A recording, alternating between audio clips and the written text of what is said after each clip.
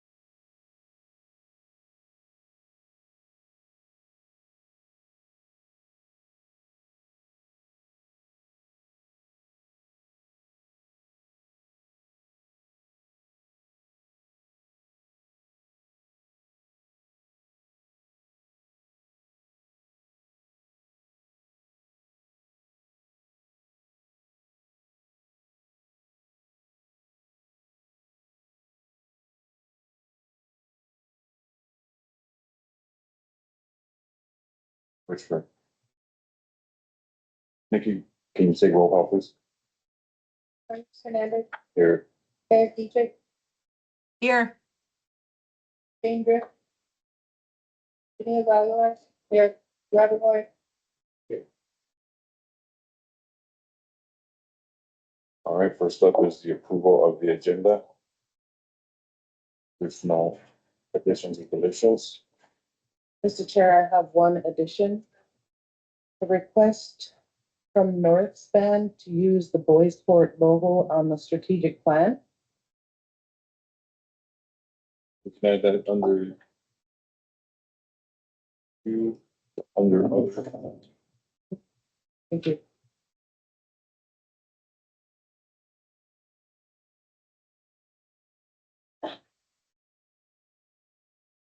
There's no other additional information. Ask for motion to approve the agenda. The addition Move to approve. moved by Tara. Do I have a second? Second. Second by Janelle. All in favor, say aye. Any opposed? Any silent? Motion carried. Next is the approval of the meeting minutes for February 4th, 2026.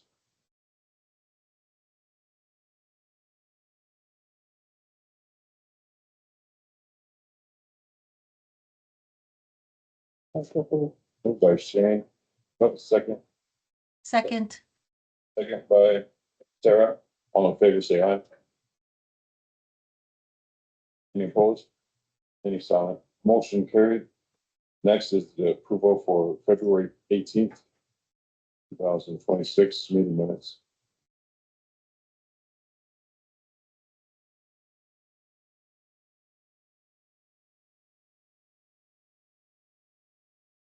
Quick question on the February 18th, 2026 meeting minutes. And where we talked about underneath the consent agenda, after a sale for the Leanna property, do we know where we're at with that? Did we sell it? Yes, we have sold it. And do we know where the money is gonna go? It's going back to Health and Human Services? That I do not know. Is Kim on? Kim is not on, but I'll get that information to council. Okay.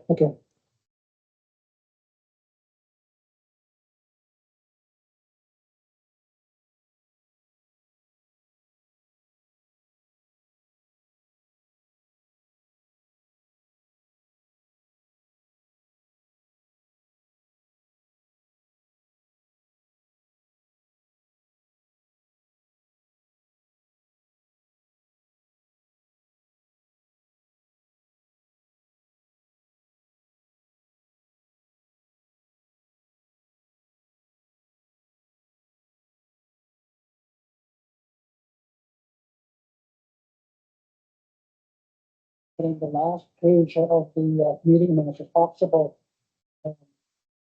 touches on other employees should have access to the upstairs where the tribal council executive elections located.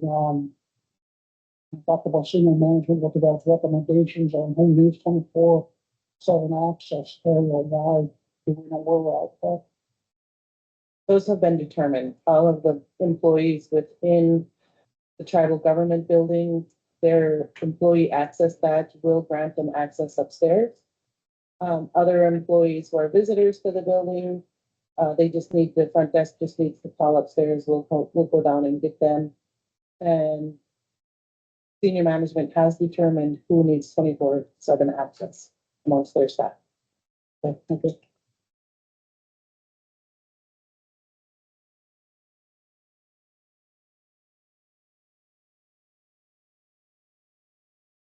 Thank you. Moved by Shane. Do I have a second? Think about Robert. All in favor, say aye. Any opposed? Any silent? Motion carried. Next up is an introduction of new employees.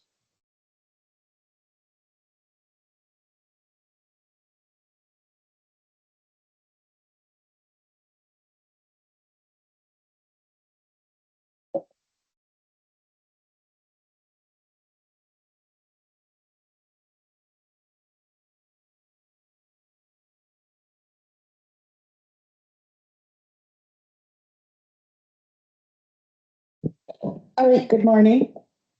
This is some of our new Head Start staff. We have Rhiannon Strong, the Early Childhood Program Manager. Wendy Jordan, the Vermilion Head Start teacher. Chris Schuster, our substitute. And Ellie Frazee, who is not here today, is our Head Start teacher aide here in Vermilion.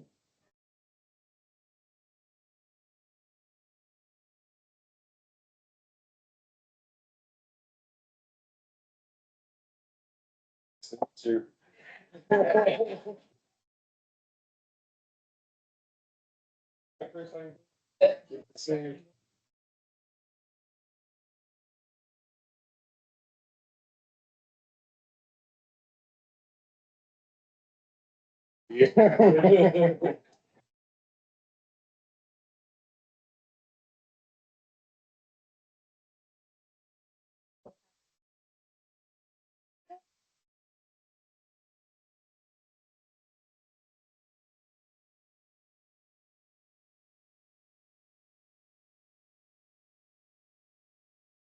Thank you, Wanda, for joining us. Thank you, all Head Start crew.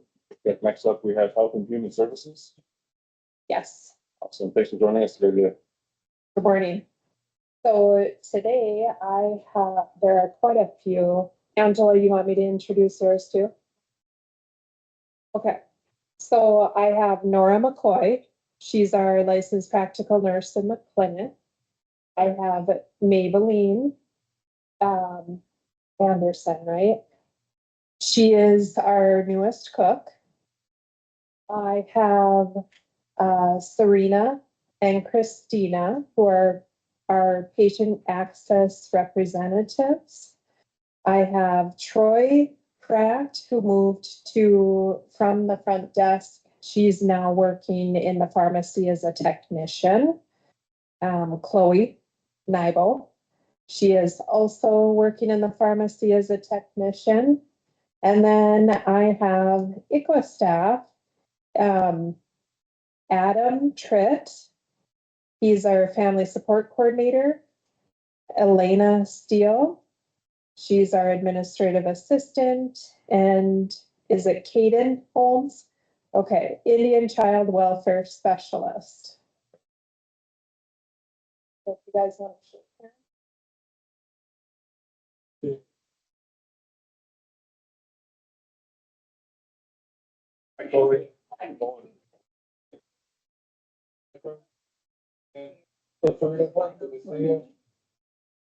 Again? All right, nice to meet you, Carlos. Nice to meet you.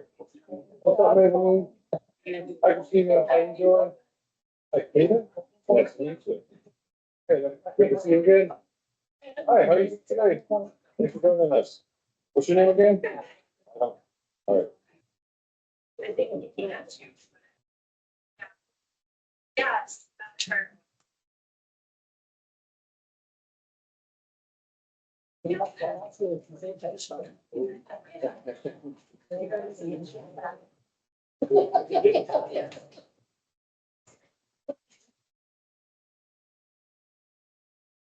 That's a lot of hires in the last 2 weeks here. Or is this one recent, more recently? Yes, we're reintroducing this event. Awesome. Thanks again for joining us. Have a good day. Good morning, council. I would like to introduce to you Terry Drift. She is our new housing director. She began this position on February 9th. She has previously worked for the band in various positions and comes to us with a lot of experience and excitement. Welcome, Terry.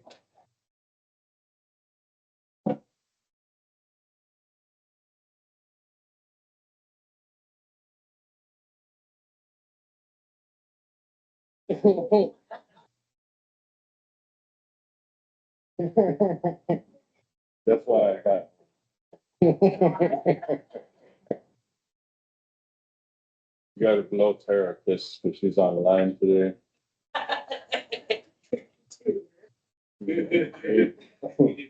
Oh. There you go. All right, do we have any more departments coming up today to introduce some staff? That's awesome. Thanks for coming down today. Next up on the agenda is our consent agenda from Miranda. You have to read that? Yes. We have quite a few things on the consent agenda. All of them were approved by a vote of 4 in favor, 0 against, 0 silent. Letter A, contract approval from Froe change order number 4, BE-21-L51 Indian Point Well Exploration. Letter B, purchase of equipment, Northland Lawn and Sport, Mount Mayan. C is the revision to the Conservation Code and fine schedule. D is the MCT Tribal Election Court of Appeals. E is the statement on criminal conviction in Bois Forte Tribal Court of Hughes. F is proposed Sioux Rock Quarry Amicus brief. G, review and approve 2026 Lake Vermilion Netting season codes. H, notice of privacy practices policy and HIPPA updates. I is request for chair to sign letter for renewal of 105L leases for fiscal year 2025. J is a letter of support on appointment of Associate Judge Anne Mekeig to serve as Chief Justice. And letter K is resolution number 67-2026, amend delegation of authority of approval for tribal government expenditures to reflect title change from HHS CEO to HHS Director. And again, all of those items were passed by a vote of 4 in favor, 0 against, 0 silent.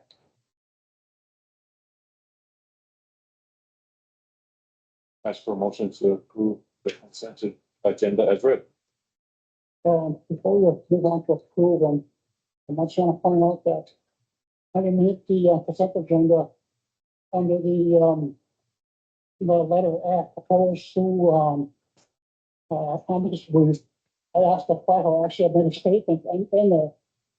I think that we as Bois Forte should push for language to be added to the law regarding consultation with tribes under the law. I think that we need to push that. Thank you. Thank you.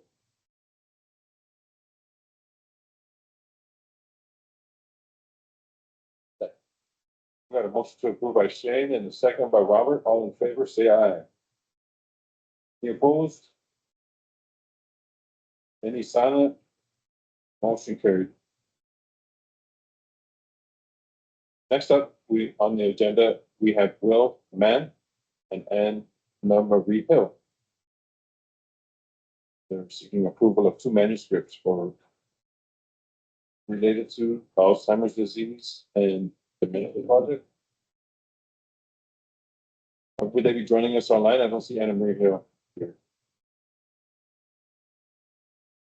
Hello, bonjour everyone. Can you see me okay?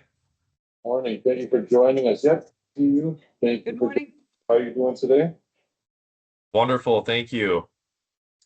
Miigwech for having us at your tribal council meeting. It's always a pleasure to present. I wish I was there in person at your beautiful tribal nation. The winter weather advisory, you should stay away from springtime. It's already spring, and you guys, I know, have quite a bit of snow in the forecast, so that goes okay. I know the roads up there can be tricky. So chairman and council members, thank you for letting us partner with you on a dementia project. Just as a quick background on who we are, I'm a University of Minnesota neurologist who specializes in dementia, and Anna Marie Hill is our community outreach director. And we've been working with Bois Forte for about 5 years now. You may remember when we were actually working in the parking lot of Health Services. We had an MRI semi-truck there 3 to 4 summers ago. And since then, we've mostly been working at the Minneapolis Bois Forte Urban Office. And we've been really fortunate to have your support for doing this project, which the main goal is to understand the causes of dementia in Native populations, and also to make sure that new blood tests for Alzheimer's work equally well in Native populations. And that's a question that we're exploring because things like diabetes and high cholesterol can influence the results of those blood tests. So the reason that we're here today, though, is because we're seeking your approval on 2 manuscripts that we hope to send to a medical journal. And this protocol is in line with the tribal resolution, as well as your tribal attorney, Jeff Holt, who has helped us figure out how to ensure that the Bois Forte Band of Chippewa has full ownership and decision-making power over the data we collect. So talking about the first paper that we're hoping to send out, the idea is that we're trying to find out what are the factors that influence the causes of dementia. And we found that things like sleep apnea, insomnia, difficulty taking blood pressure medications, and also mental health issues like anxiety and depression are much more common in our participants that had memory and thinking problems. And we think this is an important thing to publish because it adds data that funding agencies can use to say we really do need to fund efforts to help prevent the factors that can contribute to memory and thinking problems and meet this unmet need for better cognition funding in Native communities. So that's the first paper. The second paper is looking at an Alzheimer's blood test, and this is a test that you can actually go to a neurologist's office and get ordered, and it will tell you whether or not you have the proteins associated with Alzheimer's disease. And so it's increasingly used to diagnose patients with Alzheimer's disease.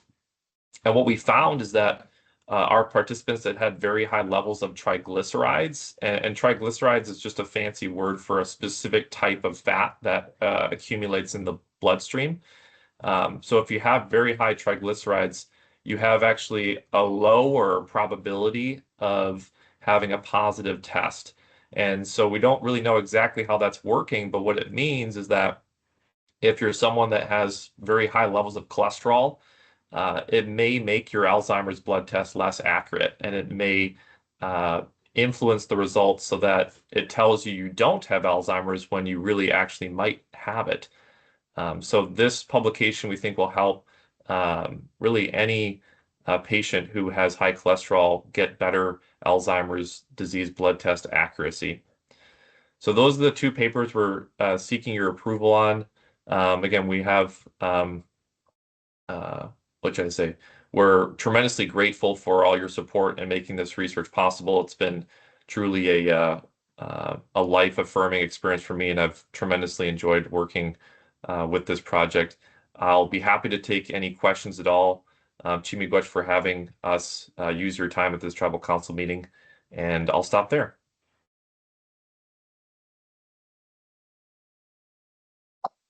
Shane Drift here. I have a question.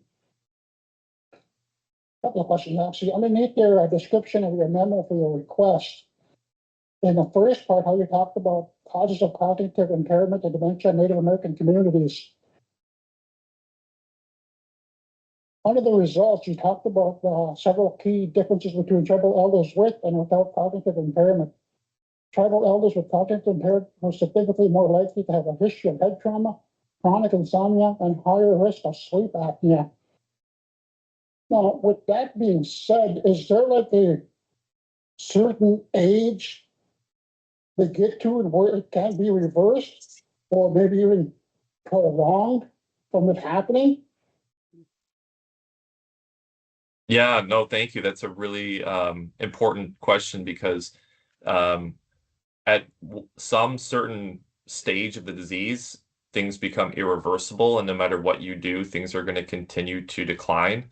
And we included people with cognitive impairment, most of whom did not actually go past that irreversible stage. I think a good way to kind of think about what that irreversible stage is the term dementia. So once, let's say you need a nursing home and you really can't take care of yourself at all and you need a lot of help day to day, you need, let's say, 24-hour supervision to get through your day. That's a point where, you know, you can take care of your health perfectly, but you're still going to decline even if you, let's say, treat your sleep apnea, treat your blood pressure, and do everything for your health as perfectly as you can. But for people who are before that stage, you really hit the nail on the head that if you are able to take care of these things, you can significantly reduce your chances of ever developing that dementia stage when things become more or less irreversible. So that is a really important point that these risk factors are important to take care of earlier rather than later. And even for people that don't have cognitive impairment, let's say, so I'm 40 years old. I actually recently was evaluated for sleep apnea. And I did it because if you can treat it earlier in life, you significantly reduce your later life chances of developing any sort of irreversible brain damage. So yeah, these chronic diseases, they kind of add up over many, many years. So the earlier you can intervene, the better your long-term outcome is likely going to be. Would that also include like historical trauma, you know, like from the boarding schools and domestic violence, sexual assault, or anything like of that nature? Yeah, I think that's also super important. One of the things that I guess makes science difficult is that it requires you to have very kind of quantifiable, like easily, like yes, no questions that fit, what should I say, fit neatly in a box, basically. And I think one of the clear issues that you brought up is intergenerational trauma, you know, forced boarding schools, and that can't be good for the brain. That's got to be something that's going to increase your risk for dementia. And that's something that I think needs to be explored more.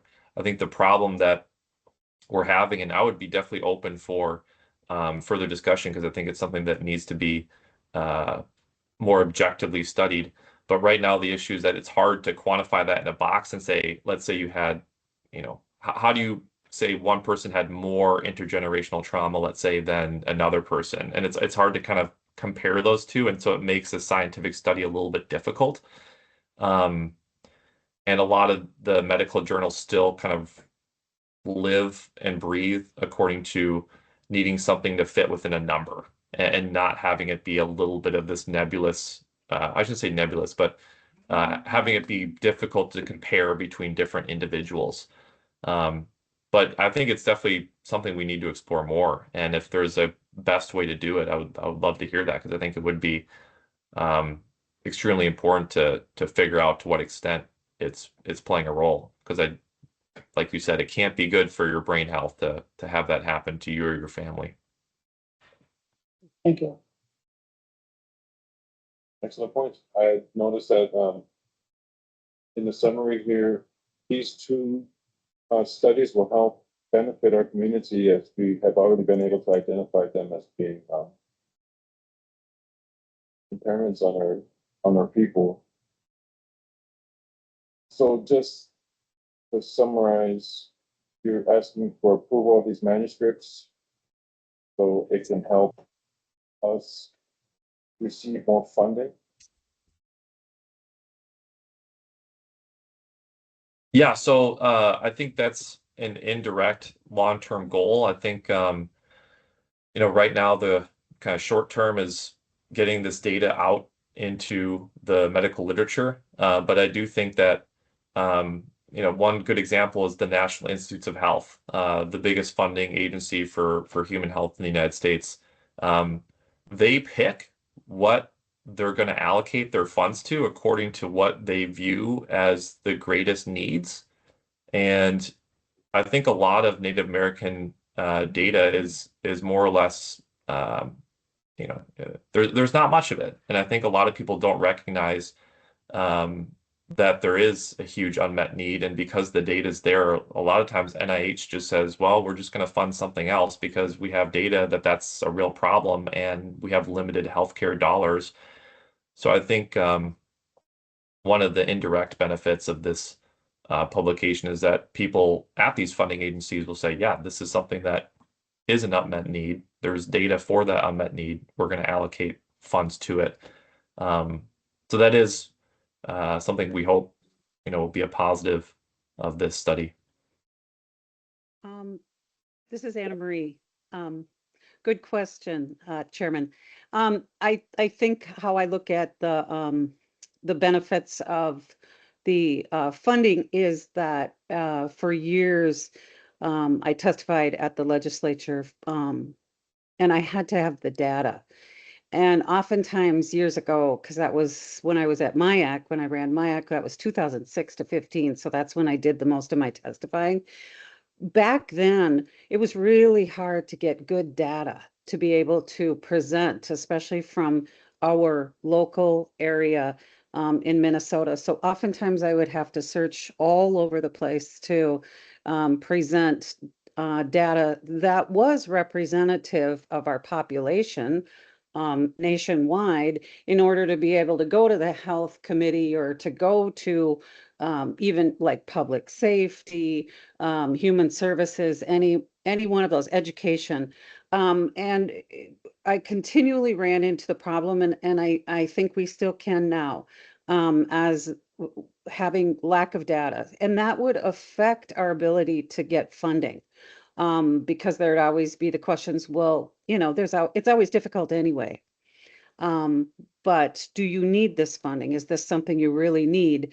So the more that we can publish about what we find and get it out there, the more they can see it's available. We have this available. And so it will help everybody that's looking in the area of Alzheimer's dementia or these other areas that Dr. Will mentioned, the tribes, everyone to be able to present it and say, hey, this is what some of the data shows. And we continue to work on doing publications and reports about what we find. So maybe that will kind of broaden. I come from that perspective.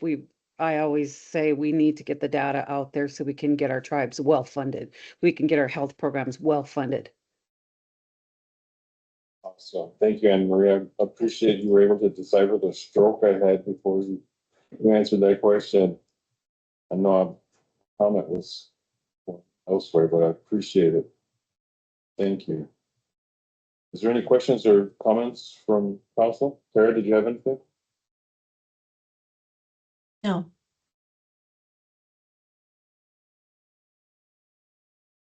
For a motion to approve the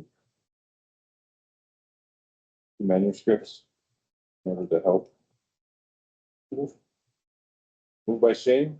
I do I have a second? Second by Robert. All in favor, say aye. Any opposed?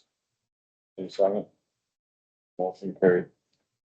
Miigwech, Will, and Anna Marie, thank you for joining us today. Thank you. Have a great Same day. wish to you. Thanks. Yeah. Thanks. Bye-bye. Thank you.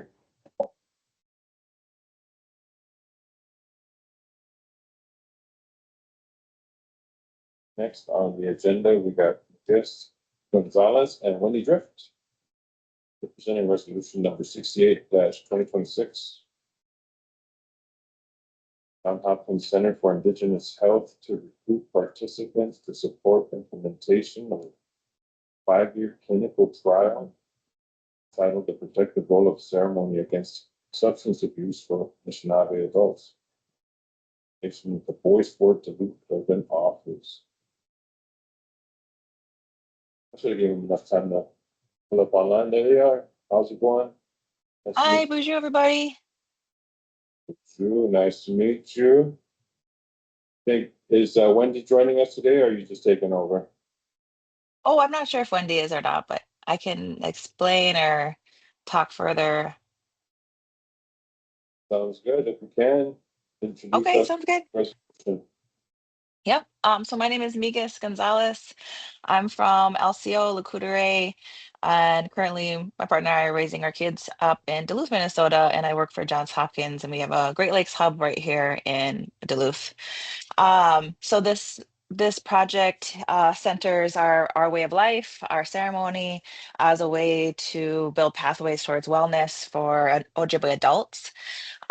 We started off this project first by talking to elders and ceremonial practitioners about not just what we do in that ceremony, but why we do it. Like, why might it lead to health for Ojibwe people? So Gia Goshimong is our fasting ceremony.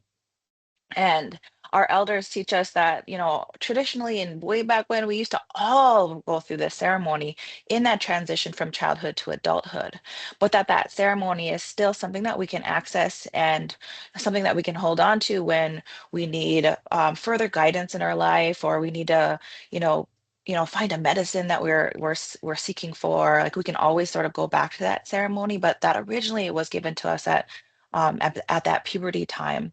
So I asked those elders, what do you think about, why does that lead to well-being for Ojibwe people if we were to, have that as something that's, nationwide in our communities. And then I also asked them, well, what about adults? What, especially us in this generation where we might have not had access to that during that time. But overwhelmingly, our elders said yes, that this is such an important life course ceremony for us, to help us make that transition, even as adults, that we're often seeking for that, transition into better decisions, right? Or those different tools that we need to take care of ourselves and our families and our communities. So this project where we're at now is that we're actually using Western methods alongside this, beautiful way of life. We got to look at before, after, 6 months after ceremony, do we see a difference in health outcomes, in health indicators? And we're also doing it as a randomized control trial. So everybody does their baseline, and then they get randomized to either go through ceremony that next month, or they go through ceremony after their assessments are completed. And then everybody does 1 month post and then 6 months post. We're looking to see, like, what is the over time differences, but we're also can then start comparing, um, is there differences in the folks that went through ceremony and that didn't go through ceremony. But given that this is an indigenous project, we don't want to keep anyone from ceremony. Everybody gets the same support to go through ceremony, whether they do it a month in versus 7, 8 months in. So we connect those participants to ceremonial leaders that have been carrying these ceremonies for generations. There's still pockets of, like, folks that do sort of group camps around the ceremony. And of course, we have, individuals that within every one of our communities that still, put out their nieces and put out their nephews and all those things. So um, that's the basis. So we're looking at adults, um, those that identify as Ojibwe and Anishinaabe. And then we are funded by the National Institutes on Drug Abuse. So we do have a substance use piece in there. So there are, um, prior to them joining in their baseline, that they had had some substance use 30 months prior. And that could be as simple as, you know, a gummy or a glass of wine or those types of things. What we can't sort of enroll are folks that are really heavy users because we are asking them to go through a fasting ceremony. We don't want that risk of withdrawal happening. And then we also have other safety limitations, so type 2 diabetes or seizure disorders.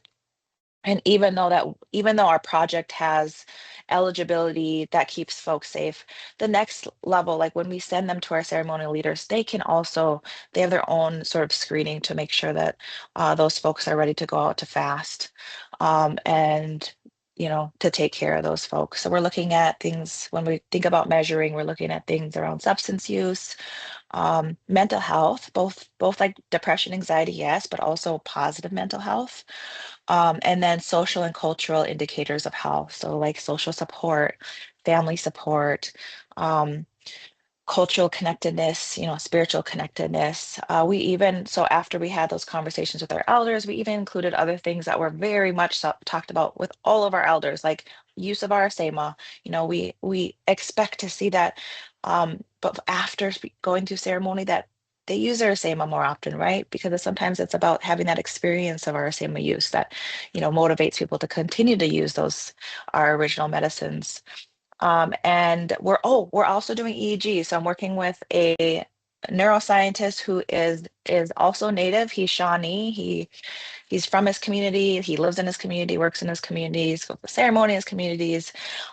We're really looking at like what are the positive things about what does our how does our brain change when we engage culturally, right? There's so much brain science around what happens to our brains when we use substances. We're really interested in what happens to our brains, like positive things that happen to our brains when we engage culturally.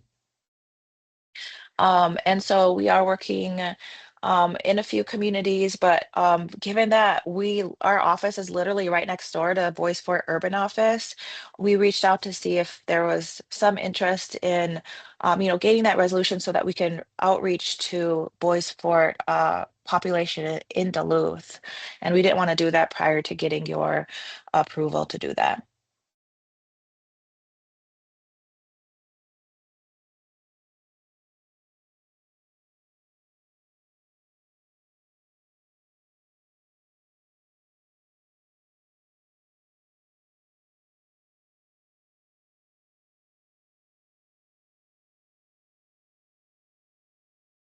Do you have any questions and comments on it? I don't see any concerns on it. I think it'd be beneficial for our members done.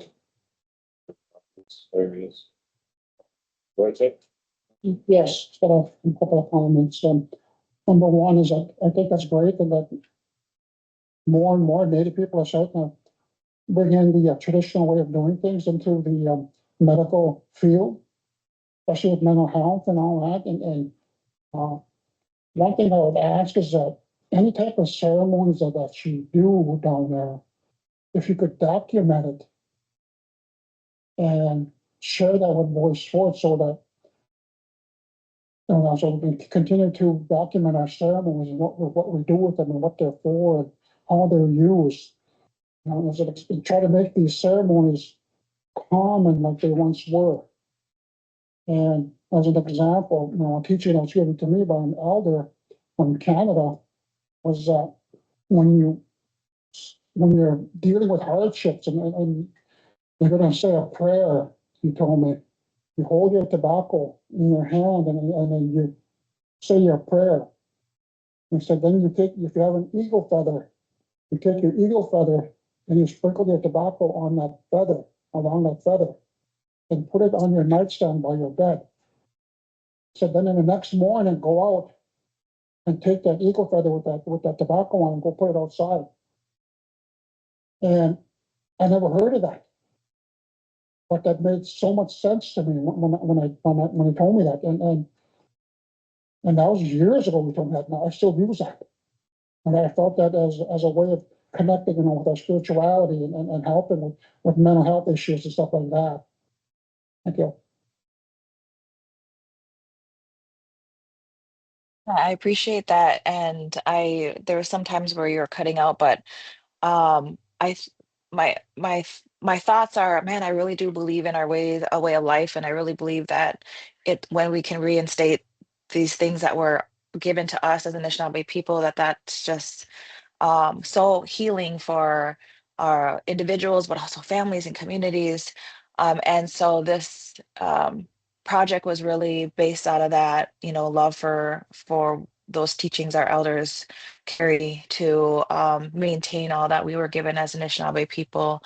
And I agree, that there's so many differences too across nations, in our nations. Like when I talked to some elders, they were from the same community and they thought about the ceremony a different way.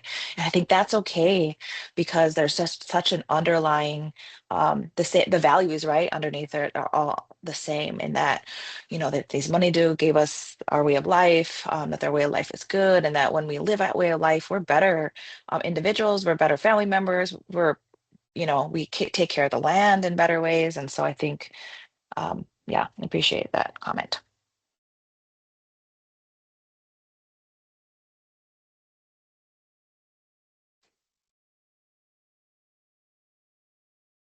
I just have a few questions. Tara Gishik, Secretary Treasurer. I'm online. I can't be there today. First, I don't see Wendy on. I kept trying to peek and see if she was on. Of course, I imagine you have her, permission, and she's willing to coordinate. And I'm just wondering, how many hours is it going to take from her duties? Do you know? Do you have a? Oh, we'll do all the legwork too. Wendy was just like, "Oh, this would be really nice to give them information." And I just don't want to purposely recruit from, tribal nations without getting approval first. So for Wendy, I think we'll do the legwork. We'll do the flyering. We'll create the events. And we'll just make sure that her, the folks that she has in her outreach gets that information, that they are invited to the events, that they're invited to be, participate, even as we hire community members to do data collection and stuff, that they get that information, just to make sure that that line of communication is open. I don't imagine putting Wendy out in any way to do anything more than that, than what she actually wants to do. But yeah. Okay, I I mean, just, yeah, hate to commit her without without any consent or any seeing anything, yeah, I feel that. And then separately, do you think you'll be going to Mishkausen for any, or would that be totally separate from the Duluth Urban Office? We are open to having conversations with Mishkausen. There are things that, well, the thing of it is that we have to be really careful about um, going into sort of facilities in that way. But that doesn't mean that we can't all be in communication, because we're all doing all this for the same purpose. And then also with that 30 days use requirement, we might not be able to recruit those participants given that they're working on sobriety. Got it. Okay. But yeah, but I'm also really open to sharing information, sharing the teachings that we get, that sharing um yeah, out to various community members, various communities, to yeah, to move Okay, that and then information forward.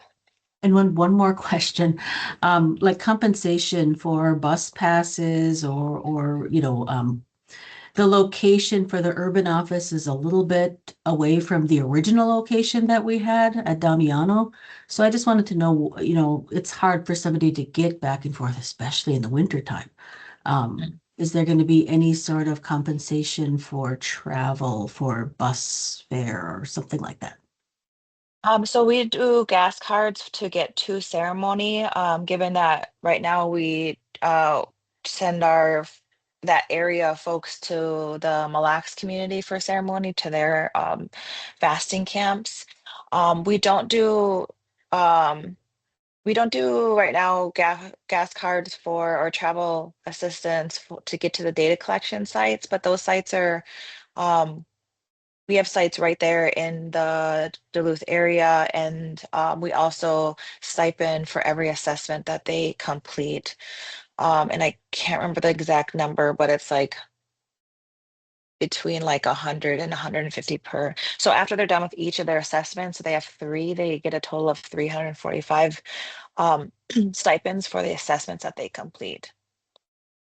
Okay, I just wanted to ask to see if there was additional cost to our program. I want it to be successful, what you're doing, but I just wanted to plan for if there's anything, for us that we needed to increase, Wendy's budget. So just wondering, I'll probably be asking those questions off camera also and getting a more detailed description of the program. Yeah, and that's totally fine. Don't totally keep asking me questions. But something that we didn't think about, right, is gas car or bus passes. So if that becomes something that's causing a barrier to participation, and that's like the only barrier, that's something that we can include in our budget too.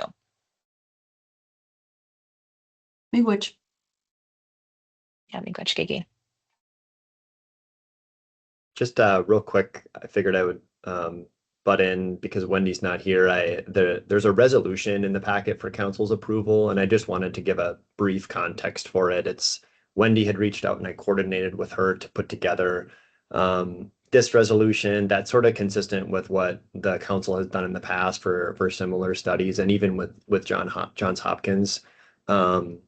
And so essentially the resolution just authorizes and approves the Duluth Urban Office to coordinate on the study and recruit participants through the office. And then it also talks about the band being apprised of the status, timely communication, ensuring individual data is maintained as confidential, and then the band being able to access aggregate data if it may, say, want to use it for future grant funding and things for the band itself in the future. And then it, designates Wendy as the urban office coordinator to sort of be the band's primary contact on the study. So I just wanted to mention that real quick, that kind of I used a lot of the background details from Johns Hopkins as well, which was really helpful. So I appreciate that. That the resolution is kind of what I think the ask is for approval. And I just wanted to give a little context on the background for it as well.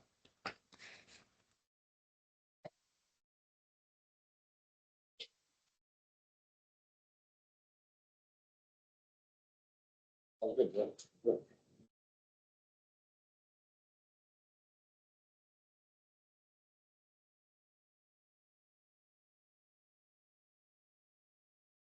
All questions or concerns? Council, I ask for motion to approve the resolution. Move. Moved by Terry, do I have a second? Second. Second by Janelle. All in favor, say aye. Aye. Any opposed? Any silent? Motion carried. Thank you for joining us at the interviews. Yeah, Miigwech, everybody. Which, thank you again.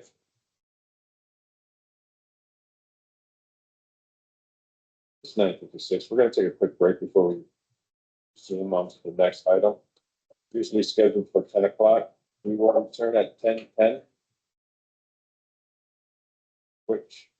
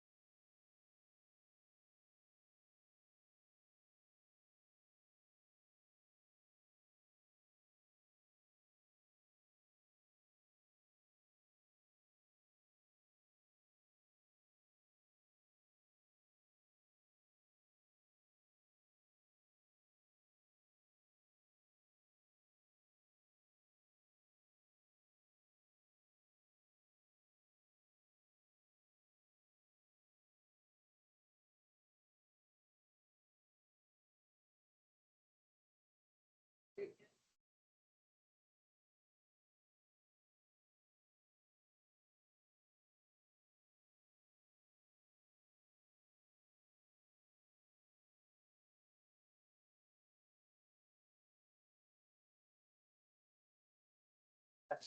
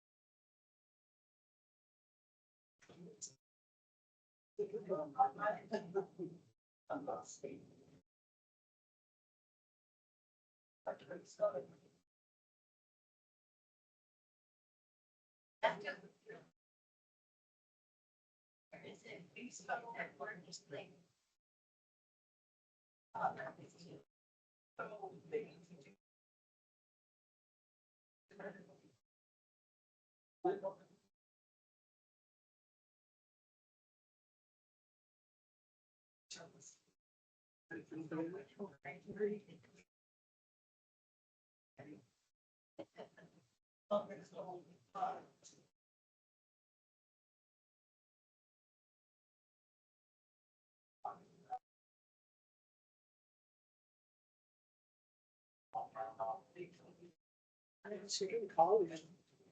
Schedule. There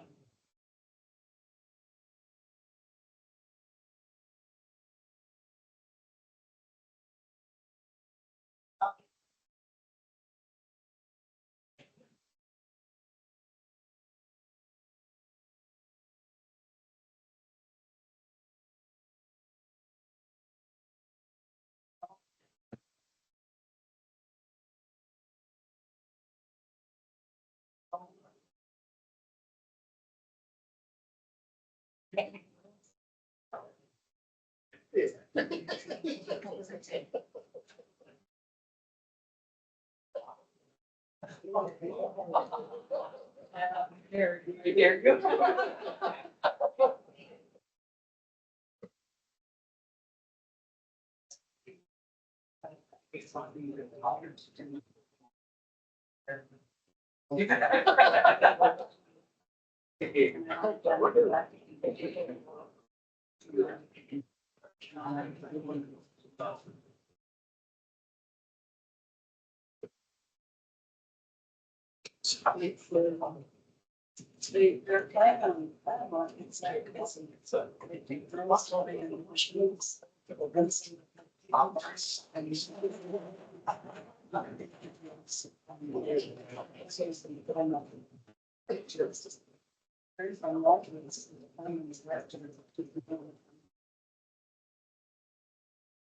And that's the only way to say. Oh, holy time that beautiful. Oh, it's amazing.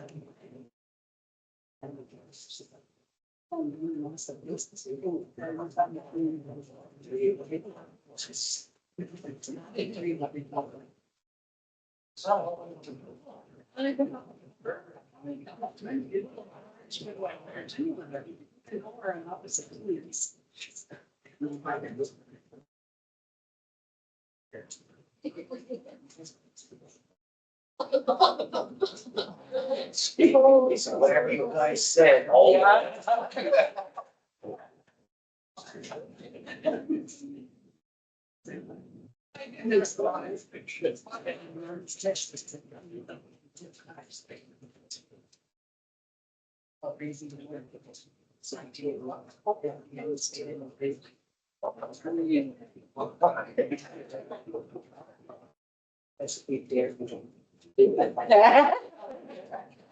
I know you would.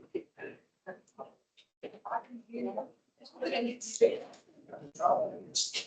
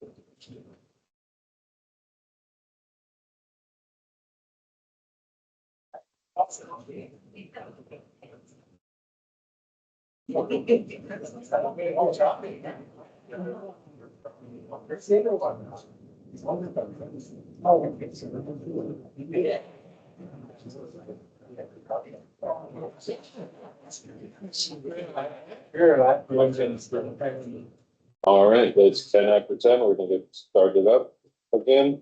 Next up on the agenda, we have Jacob Whiting. Okay. They are the producers of a Ghost Lake short film. They're requesting the opportunity to film here on Boys Sport. And sounds like we're good with it. And now they just need some contact, some more things set up. Thank you for joining us today online.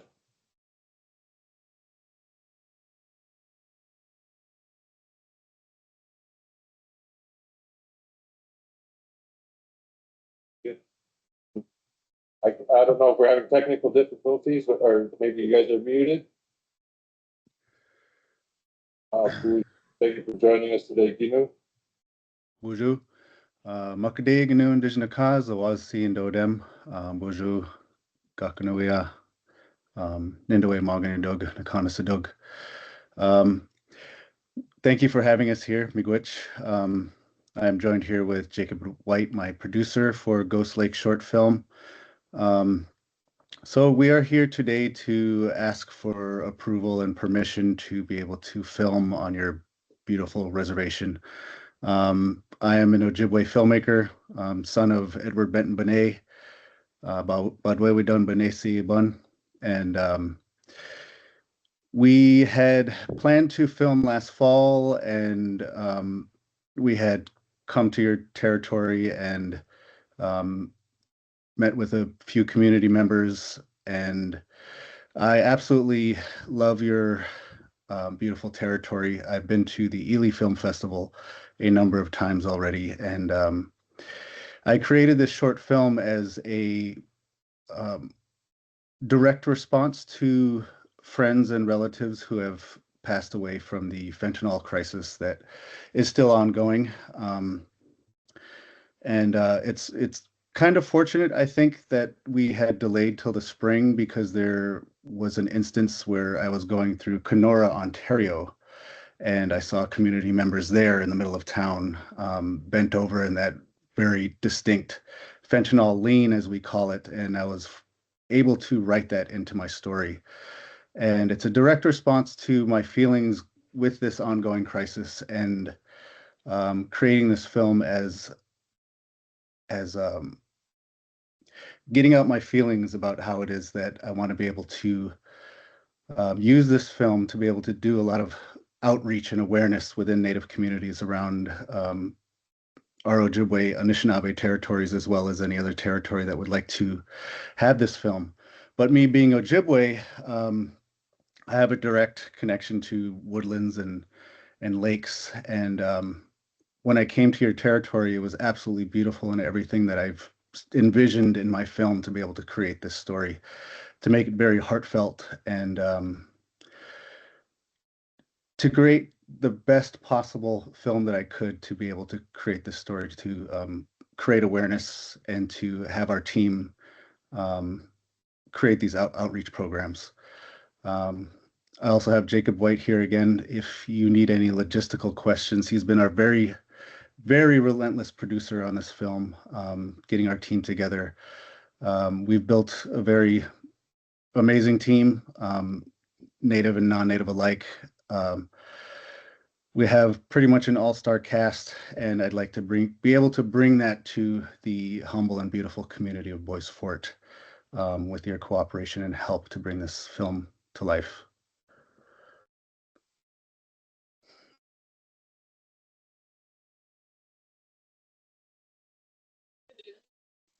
Thank you, Gnu, and I just wanted to add and say, miigwech, and thank you for having us and sharing space with y'all today. It's a little noisy where I am today, so I'm muted, so it's not feedback and stuff.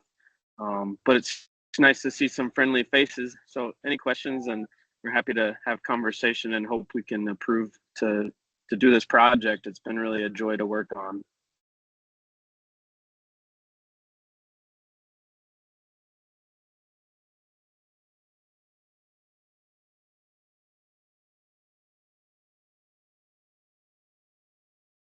So council, I had a discussion with Jacob White yesterday, and one of his requests, or one of their requests, is to have a contact person to help them facilitate production, filming, locations.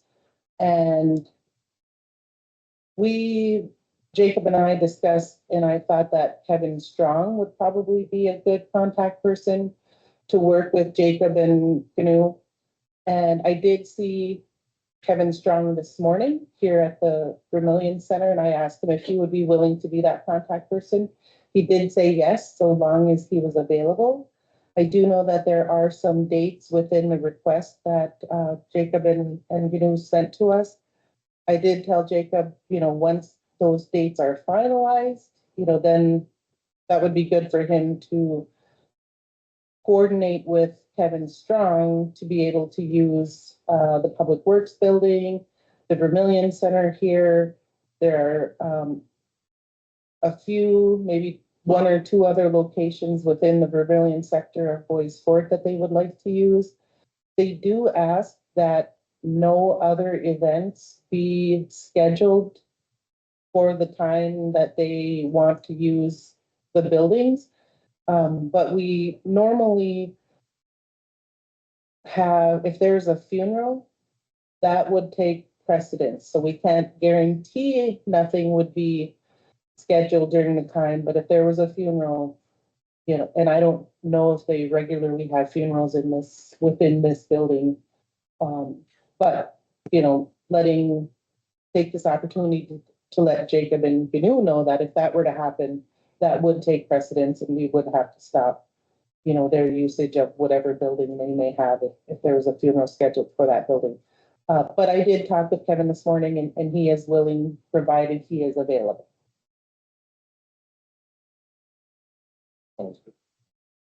One of the major issues or topics that we want to make sure handled accordingly were the cemetery things, making sure that they've been respectfully, or even if they were gonna be possibly done. So I think that's why we wanted Brian here, our spiritual advisor, to make sure that was gonna even be allowable. I mean, you know, cemetery.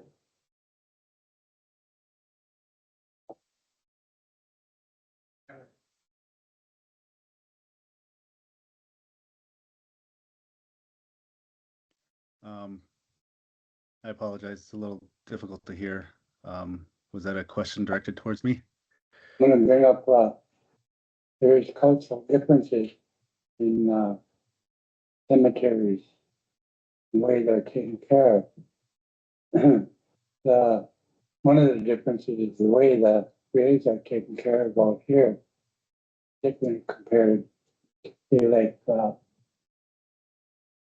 up here, when they bury somebody and stuff like that, they let the, kind of let things grow natural, go back to the old way.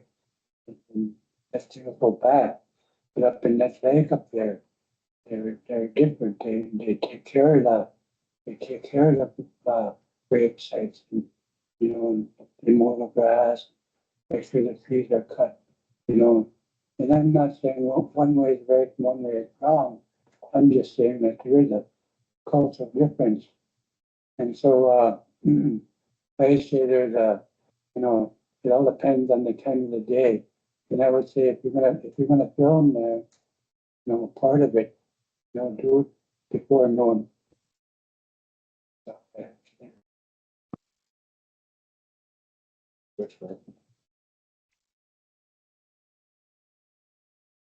Yeah, I'd like to say, you know, I'd reach out to families that would be directly involved in, if any of their relatives would be, you know, their family members would be a part of this thing. I'm just gonna make sure that they are okay with it. And, you know, I have spoken to some of them and I feel they are okay with it, but I would have to bring this up again with them. Thank you guys. So,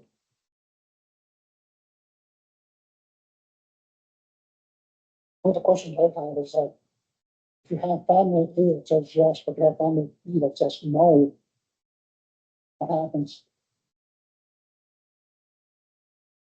When you're filming at the cemetery, and one family doesn't want it and another one does. So what's the plan?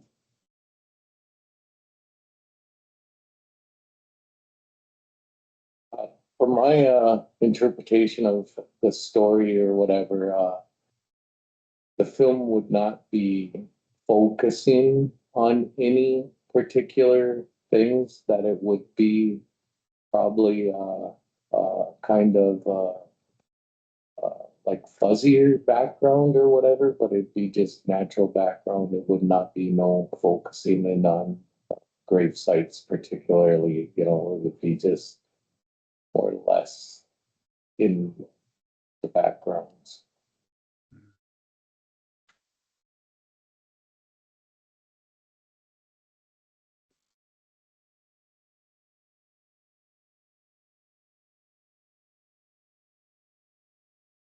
Artistically speaking, we will have the most greatest respect for the grounds visually, just enough to be able to get a hint that the community that we're representing in the film is of Anishinaabe ways of doing things. Me being Anishinaabe, that was kind of one of my um, focal points in my story, to be able to identify visually where the story is taking place. But technically speaking, we'll try our hardest to be as respectful to the images and not focus primarily on any given grave site. Respectfully as possible, we also do want to make sure that we have somebody on site in the community in a respectful way to be able to give their blessing, to be able to make sure that everybody is respectful to the area who is on set. You know, And whatever protocols that I know our protocols vary different from community to community. So I'd like to be able to have somebody there on site to be able to help us with that and make sure that we do things in an orderly and respectful way according to your protocols as well.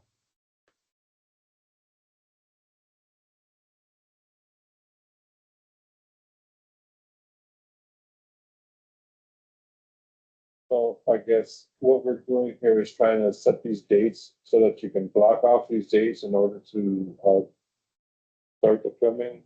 Looks like in May. You're looking to get the community center, public works building, and or access to them for filming. You have times listed, such as the community center on Saturday, May 9th from 12 p.m. to 10 p.m. Exterior Public Works Building from Sunday, May 5th from 6 to 10 a.m. Interior of the new Public Works Building on Monday, May 7th. I see no issues with these, and the only thing that would override this is a funeral, and that's something that's out of all of our control. But I don't see any issues with these dates. Talking these out, so that is it's okay.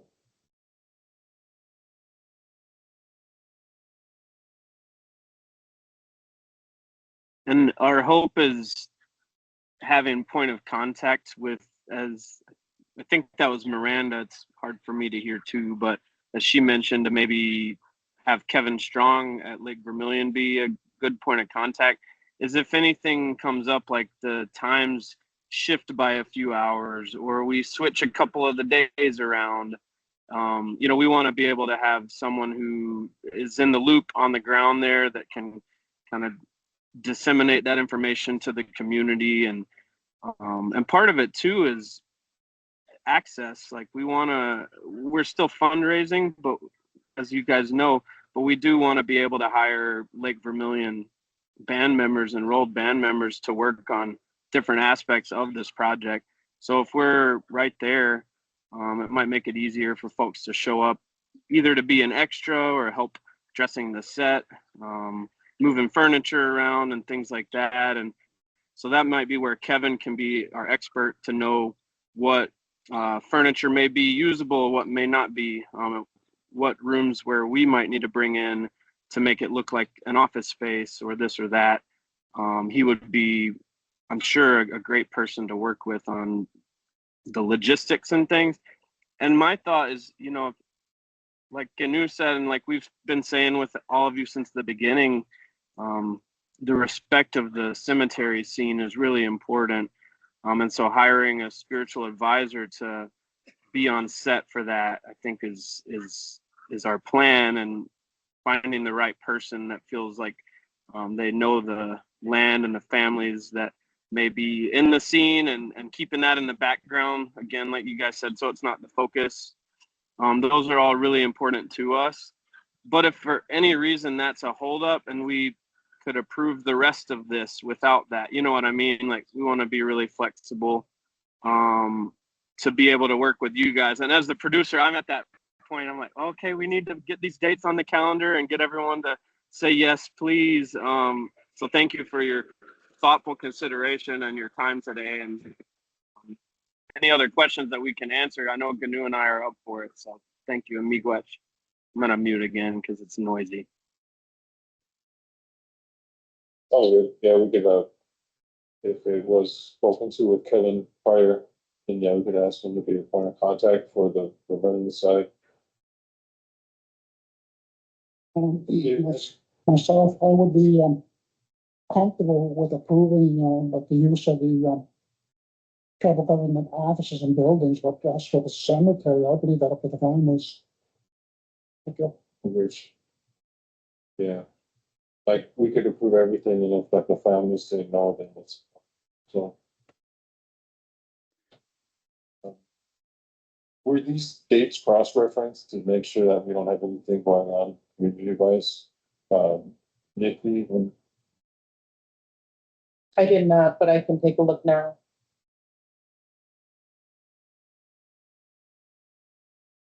but they are Saturday, so I kind of think of any Saturday events we have in May. It's actually need to call out here. We just had a cricket tournament though, so I'm just hoping that we don't have something coming up like that again. That There is an event on May 10th, Sunday, May 10th, but that is in Net Lake. okay, doesn't affect this rule. All right, so we got a point of contact, which was item A. That'll be for Vermilion. B, approval for set dressing and decoration.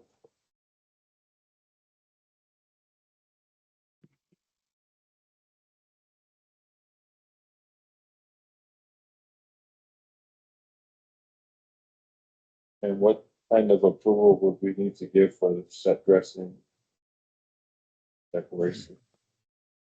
What does that entail? Why we would need to give approval for? So, those are specifically for those is and the have what we call it's the main days that we have actors on set and the cameras are rolling and we're capturing the film itself. But we do need some days leading up to that to bring in maybe furniture or artwork, banners. It depends on if it's an office or the community space or what have you. But to make it really look and feel authentic, like Gnu said, to be an Anishinaabe fictional tribe, right? It's a fictional tribe, but to have that authenticity, we're having some artwork brought in and made and things like that. So that's that approval, just to kind of move some things around and make it look like what it would look like in this fictional story that Gnu has brought forward. And hoping to work with Kevin on the details and make sure that's all done in a good way. Yeah, and fortunately, being a fictional Anishinaabe tribe, your community is authentically Anishinaabe, so there wouldn't really be much to actually change because the settings are so, as they would be in real life. Sounds good. I can see you trying to change things off that obviously point that signs that say we're for sport though, right? I'm covering that up for the film. Yeah, they'd be covered up with Ghost Lake reservation signs.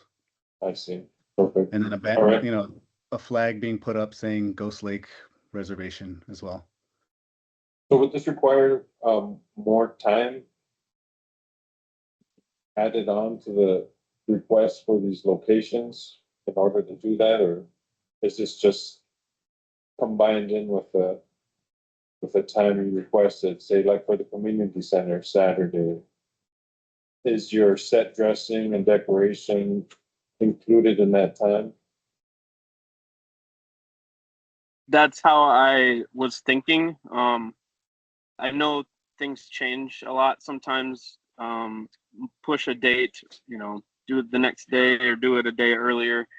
So some of those things may need to change as we get really into the details, but our hope is that all that time is included in what we're presenting, right? There's just a lot of variables. Like I know we had the privilege to tour the beautiful new public works facility over there on the other side of the road. And it was mostly empty back in the late summer, early fall, right? Like hadn't been set up yet. But I haven't been there since then. So we don't know, is there furniture in some of those spaces where it could already look like an office? Or are we going to need to bring our own furniture in and things like that? So those kinds of details could bring up a need for a change in the plan. And we want to respect Kevin's time. We don't want to add a lot to his plate. So we've also discussed, if it does come to the point where we need access to Kevin for more than like an hour a week or something, we would want to compensate him for his time spent doing this. So I don't know how that might look, but maybe it's a lot of information. We're just looking for your partnership on this so we can get down to the details. That sounds good. All right. I'm just looking through this. I was just wondering if we need official action on each item. Or if we're just gonna. This. This thing must be certain. Do we need official action on this, each item? That's in council, not.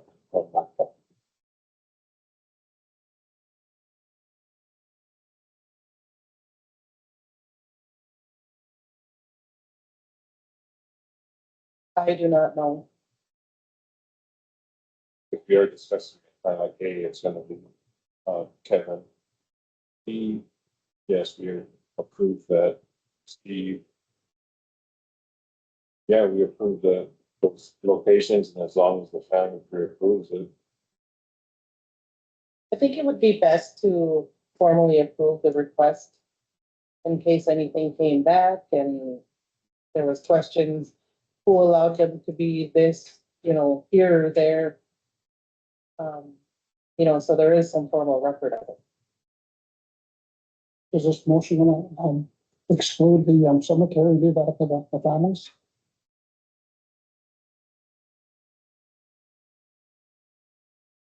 I think it's depending by pending approval of families, right? Like, we could say yes to everything, but if they say no, then it's a no, so it's pending families approval.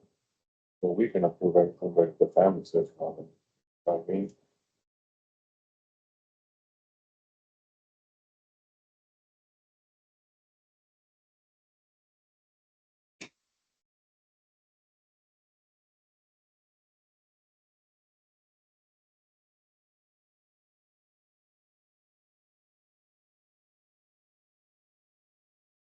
I guess I'd like to make that motion to approve. Everything up to cemetery, there is for sure. Agreement with the families.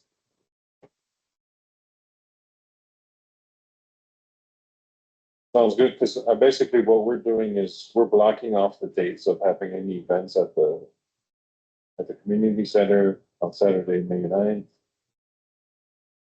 And then giving them use of our building on Sunday and Monday, so. That's what we're agreeing on. And then it would be up to the families if they can do in the cemetery portions.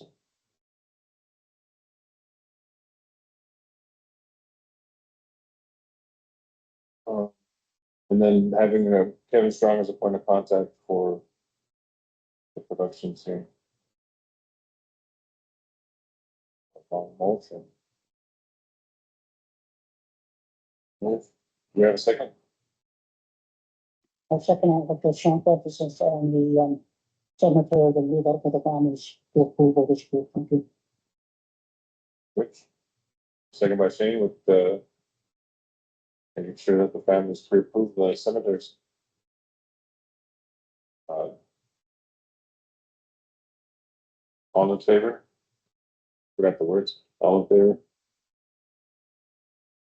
Any opposed? I'm gonna be opposed. Thank you. One opposed? Any silent?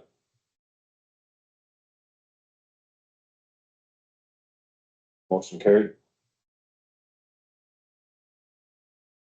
Chairman, Yes. is this for A through E blanket?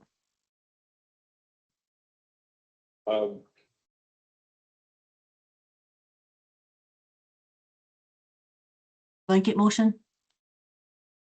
Kind of, yeah. Pending the approval of from the families, yes. Okay, So I think it's approving numbers 1 through 5. Correct? Items A through E on the agenda in our notes. Oh, okay. I was looking at the actual request and the request is numbered 1 through 5. Disregard my comments.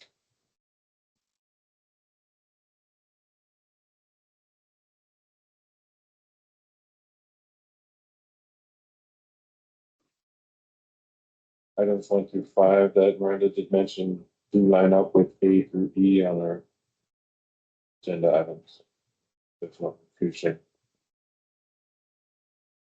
I'd like to make one suggestion. It doesn't have to be in the minutes or anything, but it's for Gnu and Jacob to be in contact with our executive director, Miranda Lilia. Even though you have a point of contact, we would need to know who the extras are and that sort of thing.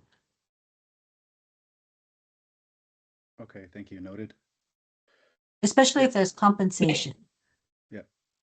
Yeah. Oh, thank you, Tara. And absolutely, we've been in touch with Miranda, and we will continue to work with her as well on this. I think appreciate her suggestion for Kevin as a point on site at Lake Vermilion. But if it's anything larger than facilities access and scheduling, we don't want to bog Miranda down, but she's been really gracious with her time, and thank you for that suggestion.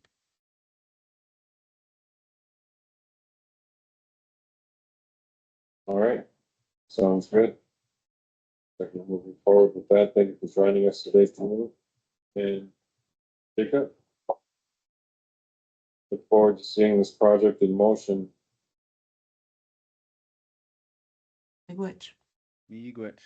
Which? All right, next up on the agenda, we have Pam Parson with the compliance update. I like the new format she's doing, which makes it a little more streamlined. Quicker too. A lot quicker.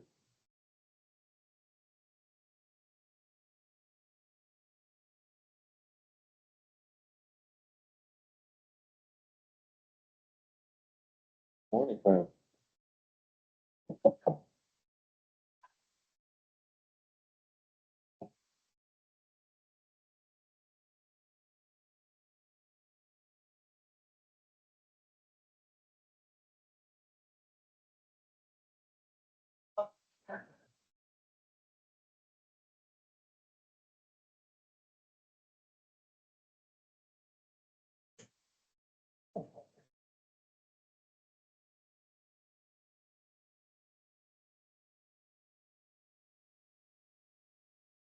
All right.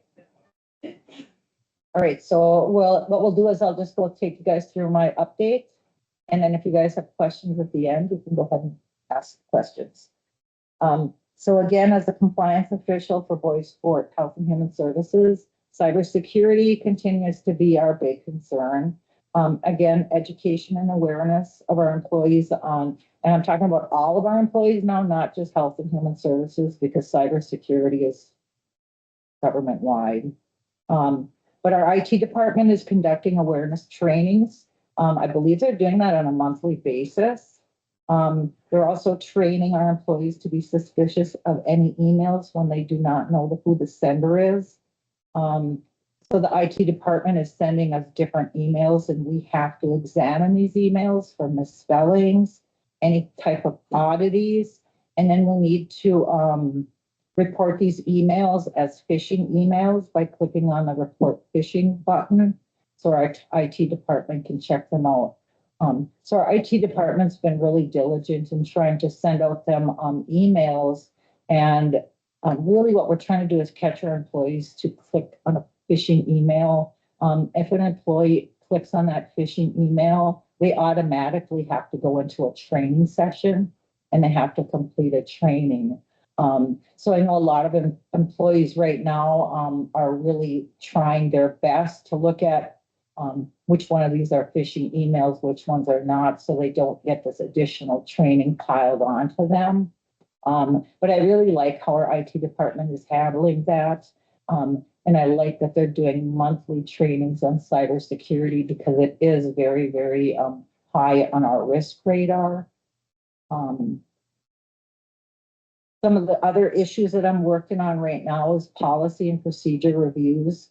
So in 2025, our compliance committee went through policies and procedures. They need to be presented to our health board for approval. I did get them emailed out to you guys. We ended up canceling that health board meeting at that point.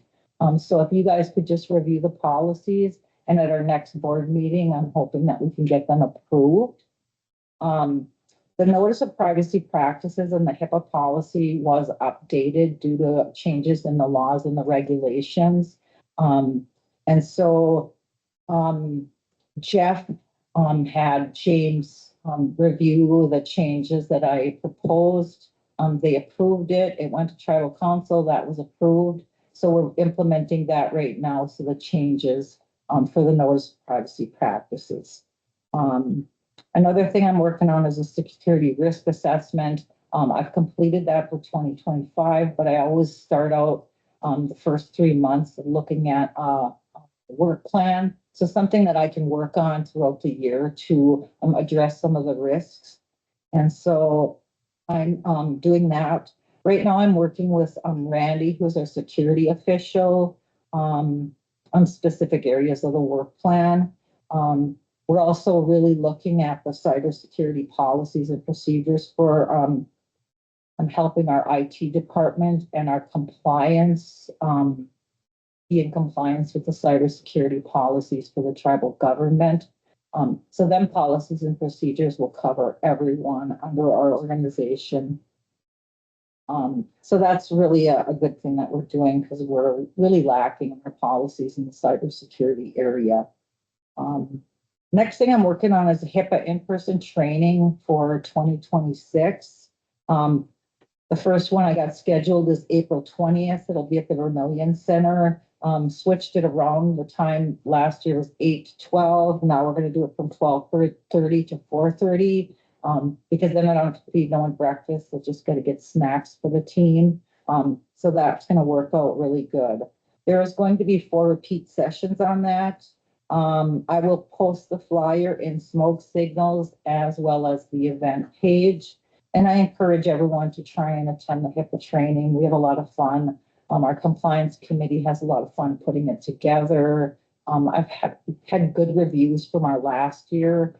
So we're going to go ahead and do it again this year. The top 3 risks I'm currently monitoring again is employees clicking on the suspicious links in their email. We're also finishing up with our coding and our billing audit to ensure compliance and separation of duties for our staff. So we're working with Monslav. They completed the initial portion of it. So I will be getting a report to the RT's reservation tribal government members on that report. Then they're going to come in and they're going to do some training on our staff. So more to come on that. And then again, employee education on the phishing schemes that are going on. And again, I feel like I do have the resources I need to fulfill my responsibilities. And I believe I have access to the people, information, and the data that I need. And I believe I have sufficient authority to do my job. I feel like my concerns are taken seriously. People do listen to me. And I am invited to new meetings or any new initiatives or projects that are coming up under Health and Human Services. That's all I have. So thank you very much, Pam. It's good to hear that we're still Compliant. work on it. Yeah, making sure we stay on that. All right, no more questions. You guys have a great day. Thank you, Pam. All right, thanks. Great. All right, next up, donation committee sent over some recommendations and to our approval. First is an approval for 250 to the Indigenous Student Organization UMD. Wow, ask for a motion to approve, or it's already approved. Oh, this is, we don't approve. Okay, ask for motion to approve the approval from the donation committee. Okay, 250 for the Indigenous Student Organization UMD. Moved by Janelle, do I have a second? Second by Robert. Second. Yeah. Sorry, Okay, quicker. Robert was too quick. All in favor, say aye. Any opposed? Any silent? I have to remain silent because it's my son, who's just on that committee. Okay. I have to abstain with that. I remain silent. Okay. Sounds good. Everyone remaining silent? Motion carried. Next up, we have a motion to approve 250 to the American Indian Education AIE powwow. Do I have a motion? Moved by Robert, Second. second by Janelle. All in favor, say aye. Any opposed? Any silent? Motion carried. And the third is a denial. It looked like it was received out of time frame and time frame had lapsed, and then also they are not a voice vote band member. Ask for motion to approve the denial. Moved by Janelle. Do I have a second? Second. Second by Robert. All in favor, say aye. Oh, Any opposed? Any silent? Motion carried. Next up on the agenda, we have Teresa Draft and Melita Spears talking to us today about resolution number 69, 2026. It's amendments to the Minnesota Tribal Collaborative Governance Charter.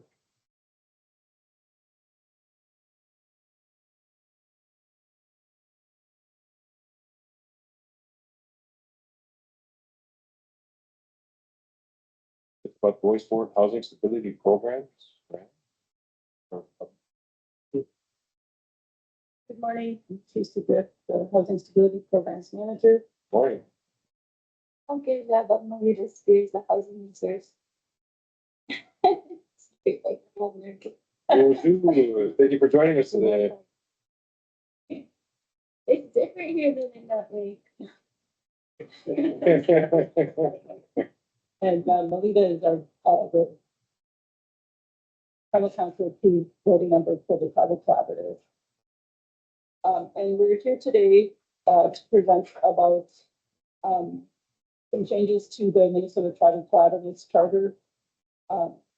They are wishing to move to a nonprofit status.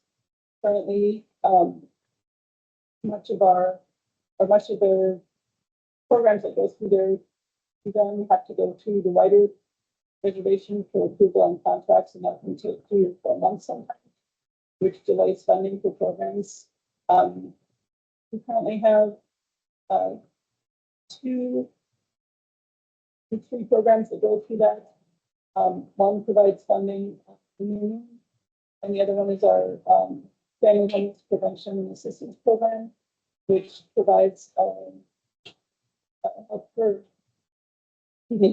for folks that are behind rent or utilities or need help getting into new terms.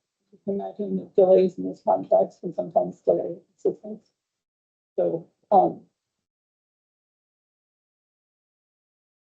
So the nonprofit is being formed under the authority of tribal law, and it will not be subject to state law on reporting, annual filing, etc. And it's unique. It's a unique.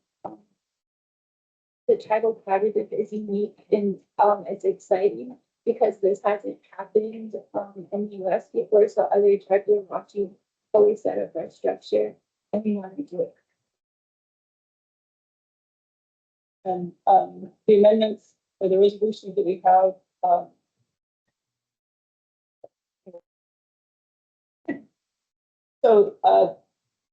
the things that are happening. So they presented these, or they've been trying to do this for a few months now, I guess probably a year actually.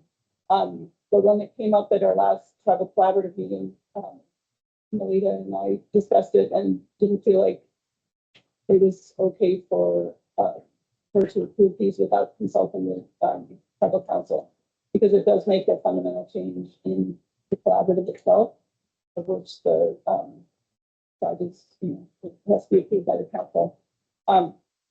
So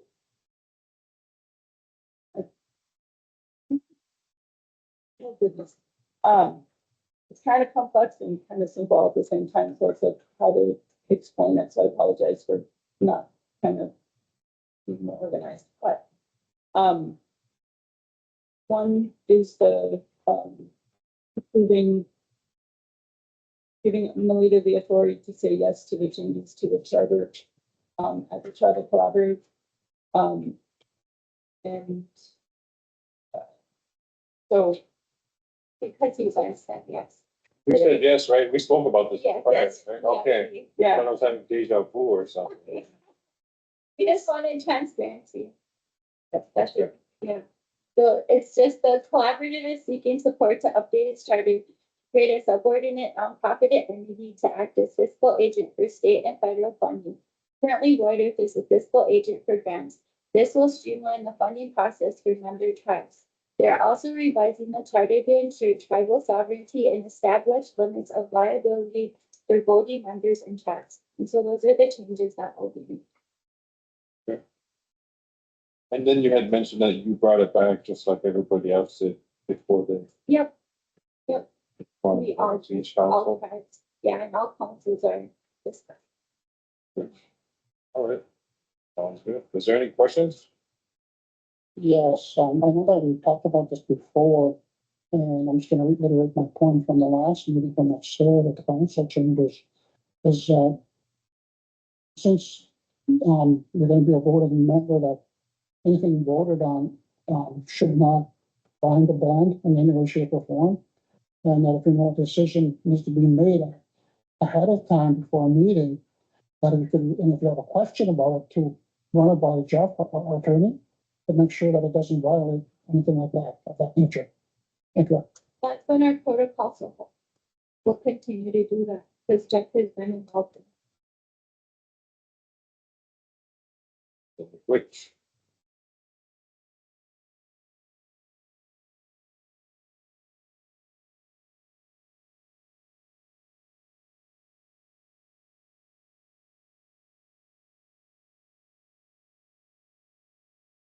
Did you guys have any questions? No, I was gonna see if there's no questions or concerns, ask for motions to approve.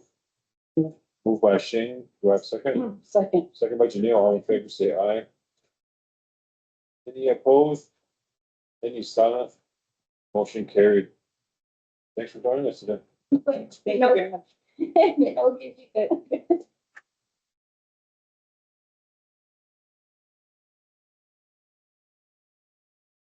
Then you could do this and we got you, Brian, and then we're gonna take a break.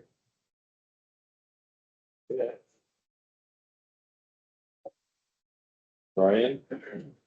Brian Whiteman Senior is here to speak to about the purchase of a 2026 John Deere 650 P tier dozer. Yeah, For trading. We had priorly, you had requested, right? You came to us before and you asked if you could do that. On your back with. that was for the pickups. Oh, so This is a different item here. Okay. This is pretty much a straightforward request. I do have funding. If you look, scroll all the way down to the those that we're trading in, it has some years. It's an open cap design.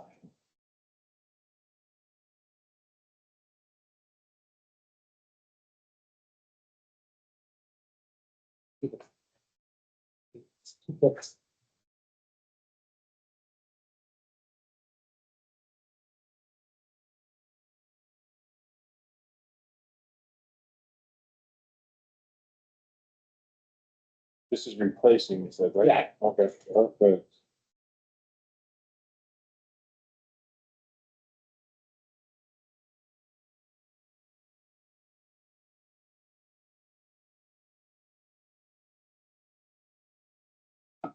Right. Oh, I that's just need a to nice know picture.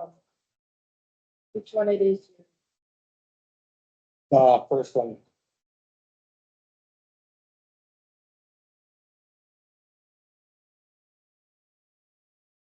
One question for Jeff. Jeff, the equipment would not be covered under the vehicle purchasing policy, or would it?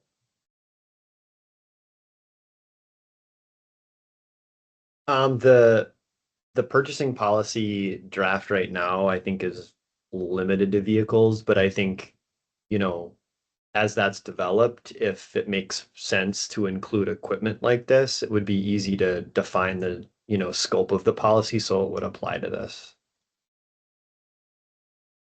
So it's kind of up to council in terms of how you want to scope it, but if the sort of the same policies make sense in this context, we could, as we finalize that policy, open up that definition to equipment like this as well. What would be the difference between that? Going up here. Did you need 3 quotes? No, with the vehicle purchasing policy, remember Jeff is working on incorporating the vehicle purchasing, the driving, and one other policy all into one.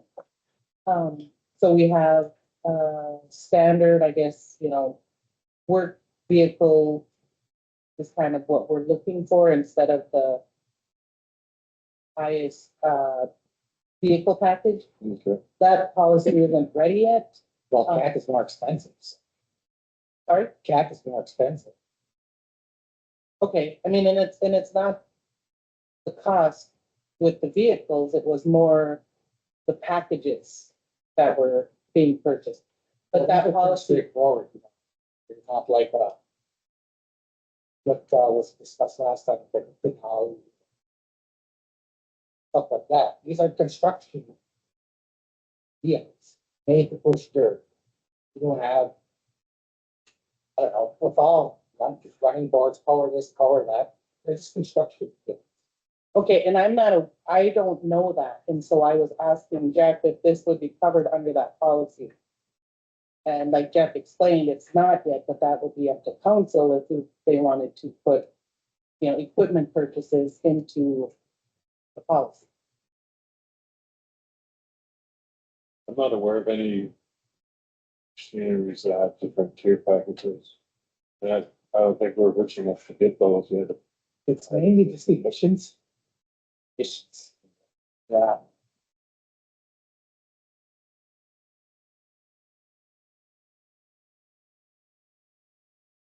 Man, do we have to have any concerns from, human county?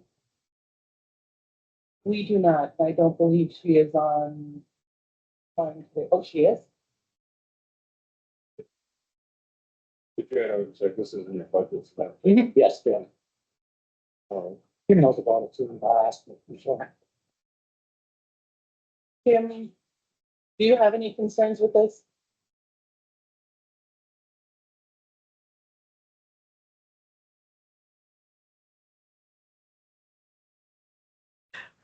No, because this is construction equipment, right? Yes. Yeah, no, I don't have any concerns with this. And this is Good. for the mower, the tractor mower thing? Oh, that was already approved. This is for. Okay, so this is for the, 650. 650 Pete's here though, so. okay, it's still 650 something. It's not like a passenger vehicle type thing. It's a heavy equipment type. Is that correct?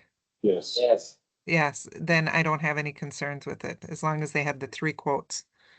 And if Yes. it's not over, was it over $250,000? No. Nope. Okay, then I don't, and he had 3 quotes, then I don't have any concerns. That's good. That all out the way. Dana has a motion to approve. Do I have a second? Second. Right, check by Tara. Give Tara one.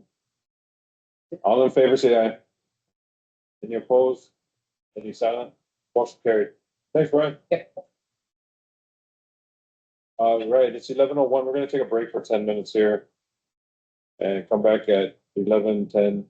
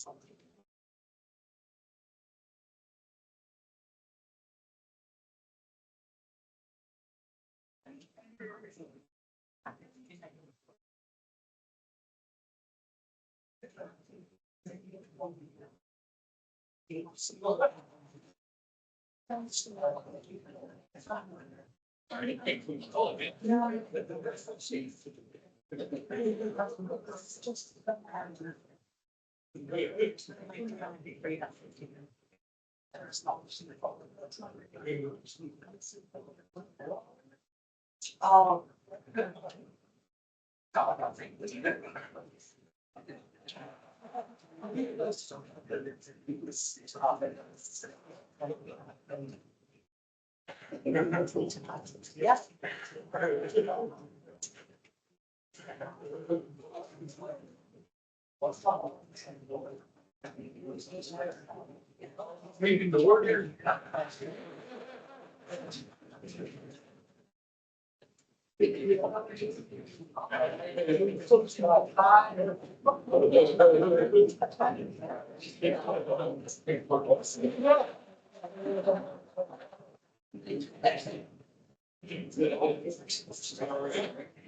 Ten after 11. Schedule here. Next up, we have Doris Eistrom and Carol Bird. We have 3 items to speak about them.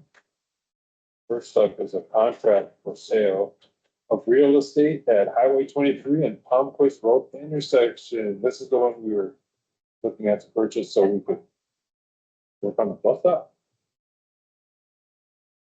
Awesome. I'll just give a little background on the project. We had submitted a TTPSF grant for the purpose of constructing a school bus stop at 7 Mile Corner. Currently, the bus stops in the middle of the road. And I took pictures of the area in the winter time. And sometimes that hill is icy, and if there's a semi or another car that comes over the road, it could be very dangerous for the bus to be there, when, especially when the children are loading or unloading from the bus. So we submitted the grant, and just recently heard that the grant was not funded. And I'm a little disappointed in that, because it was a safety issue that was identified in our safety action plan as one of the hazards on the road systems in the Forest Lake Reservation.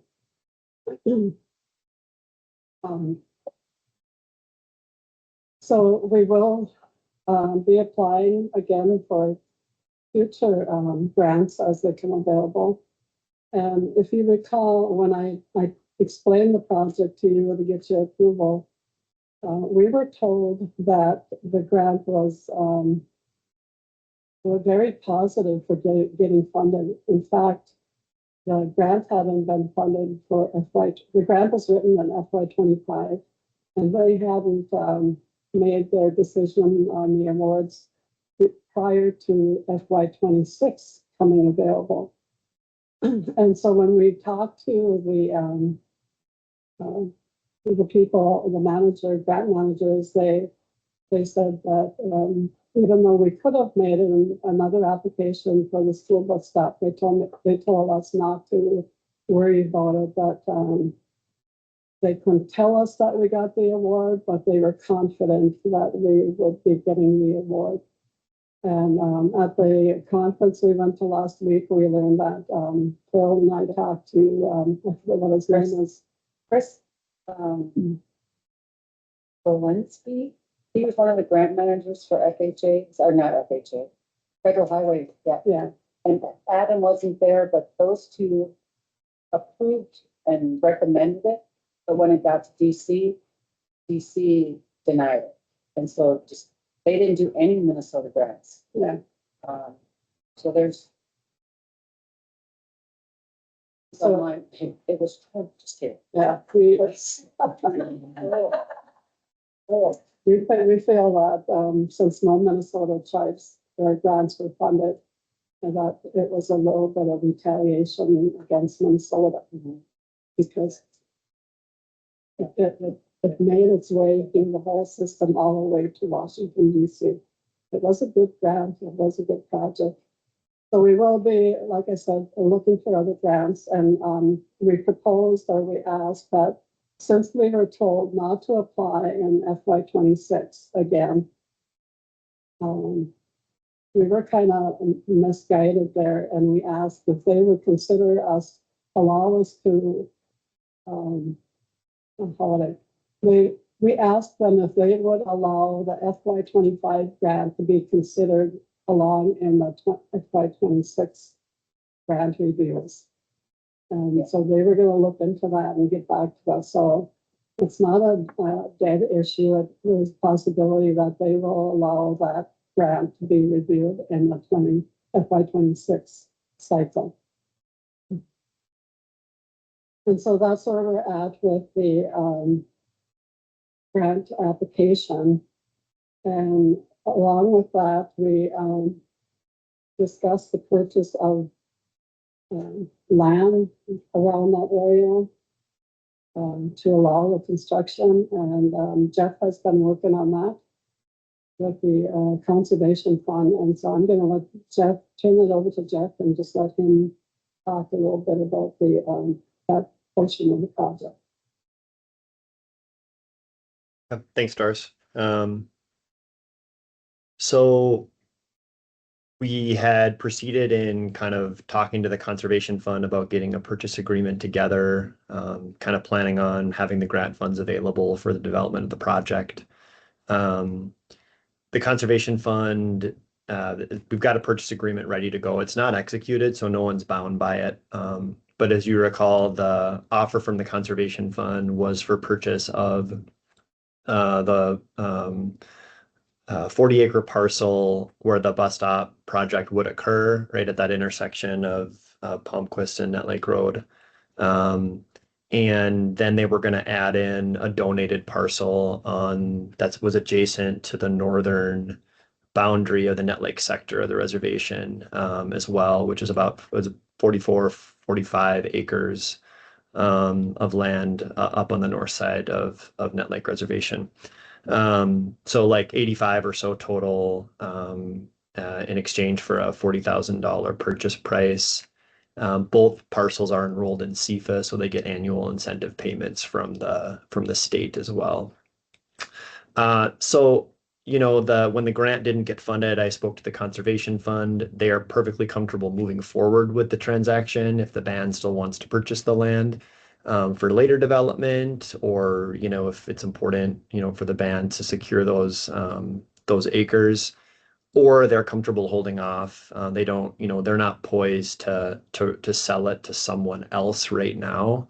And so, I think I don't think they have future clear plans in terms of what they do with them. But I think that's the question for council now is, in light of the grant funds not coming in, does the council still want to proceed to secure the land so that if grant funds did come in the future for the bus stop project, that we'd have that parcel owned by the band already, and then securing the donated parcel as well? Or would the council prefer to hold off for now, given that the grant funds didn't come in the door? Yeah, that's the background.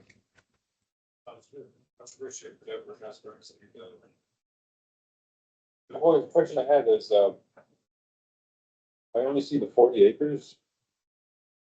But then you had mentioned a donated piece. Would that come after if you purchase this 40, then they would donate that other 40? Or am I confusing this with another purchase? No, that's right. They would include both of the parcels in the sale. So Okay. the band would just be paying for the one, but they would include the transfer in that same transaction. So the band would secure both parcels at the same time. Okay, I just didn't see that clearly in this which, thank you. If it would, if the land was purchased, it would, especially the donated land on the west boundary area, it would expand the land base, for the reservation. And that's a plus. And then the other thing is that working in the planning department, every time we talk about different projects or construction, we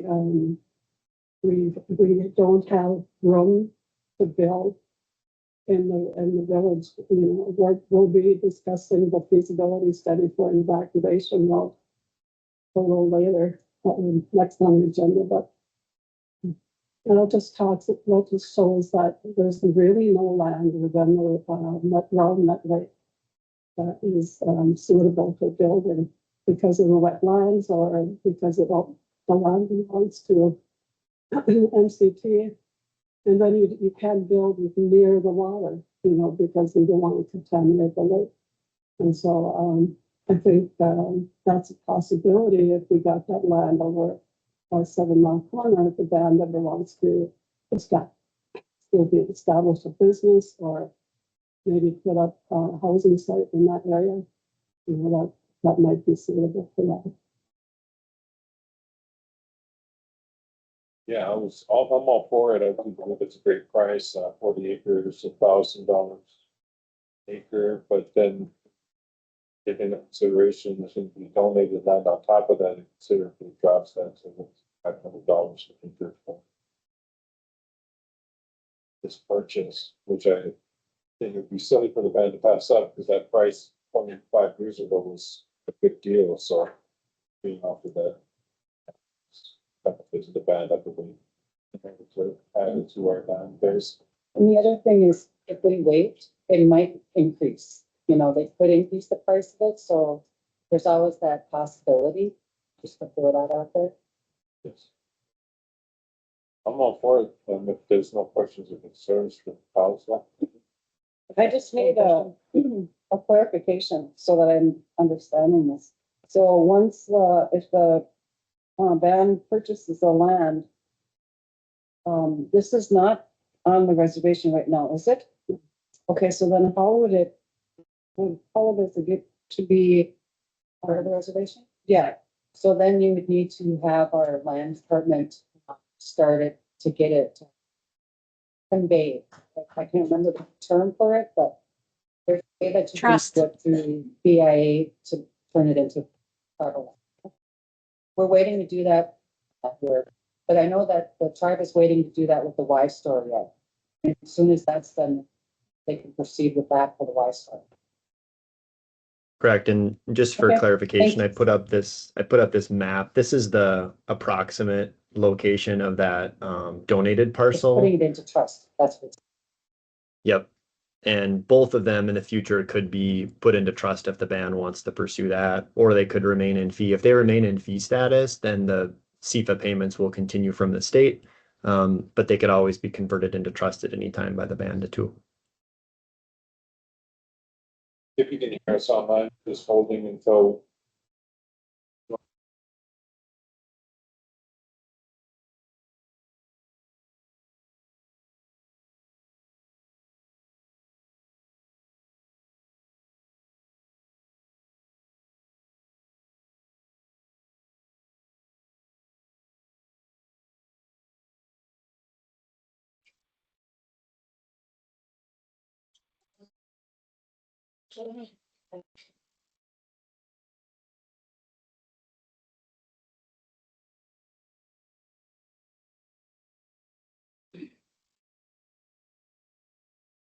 All right, can you guys hear us?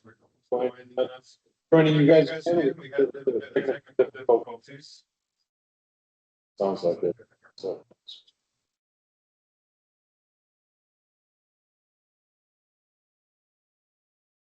Yeah, just a quick question. Is any drawbacks to this?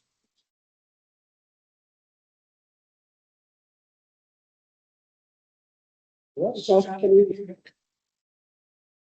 you hear us?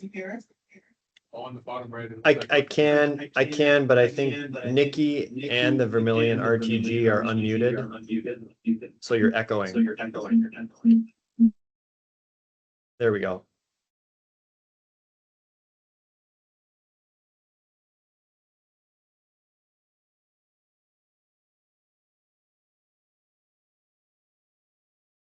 I can see you now. I don't know if I can hear you. Right now, Yep. you see any drawbacks to this? I mean, I think the only real drawback is that it'll take some funds to purchase the land. You know, I think if the goal is to acquire land base and to continue to control more land, you know, I think it's just the purchase price. You know, there's continued CFA payments that will come. There's the ability to put land into trust. So, you know, I don't see any legal or other major drawbacks or concerns on my end. Also, I believe we have a fund directly for this, the resort tax. Half of it goes into land purchases. I thought that was specifically something we had this for. And Kim has a question. Kim has a comment. Yeah, I was going to say we have money set aside for land purchase specifically, but also as we're working through our BIA end of year requests that we're getting ready to submit, we have that request for the money to buy that land also in there. Not guaranteed that we'd get it, but we are looking for other sources too. Tim, when is that, BIA end of the year funding thing, when does that start? What's that? Well, so we started probably about 6 weeks ago working on it, and we're gathering our information. Programs are currently ranking their projects, and then by next week I'll have it ready for the council to rank their overall priorities, and then we submit it. And it's hit or miss if we get funds, and it occurs over a period of about 6 months that we start getting notified about it. On our list that we're submitting to the council, there's, I think, 60 or 61 different requests, and they're all in different areas of BIA funding. We don't know who has money left over or not, and stuff. So that's almost ready to go in. It'll be done before the end of April to go in. Okay, well, with that being said about the BIA funding, is this land gonna sit there and wait for the time being, or do we need to purchase it right away? I would say we'd purchase it, and if we get the funds, then we just replenish the, reclass the expenses to, because it's a one transaction. And if the council wants to move forward, the purchase agreement is set up now so that we'd actually close on May 1st. So it would all be done in the band's hands within a month. With the motion to approve on the floor, do I have a second? I'll second. Second by Janelle, all in favor, say aye. Any opposed? Any silent? Motion carried, all right. 80 acres, we're buying it back one at a time. Doing it. Thank you. Thank you. All right, next up, Doris, final review and evacuation route approval.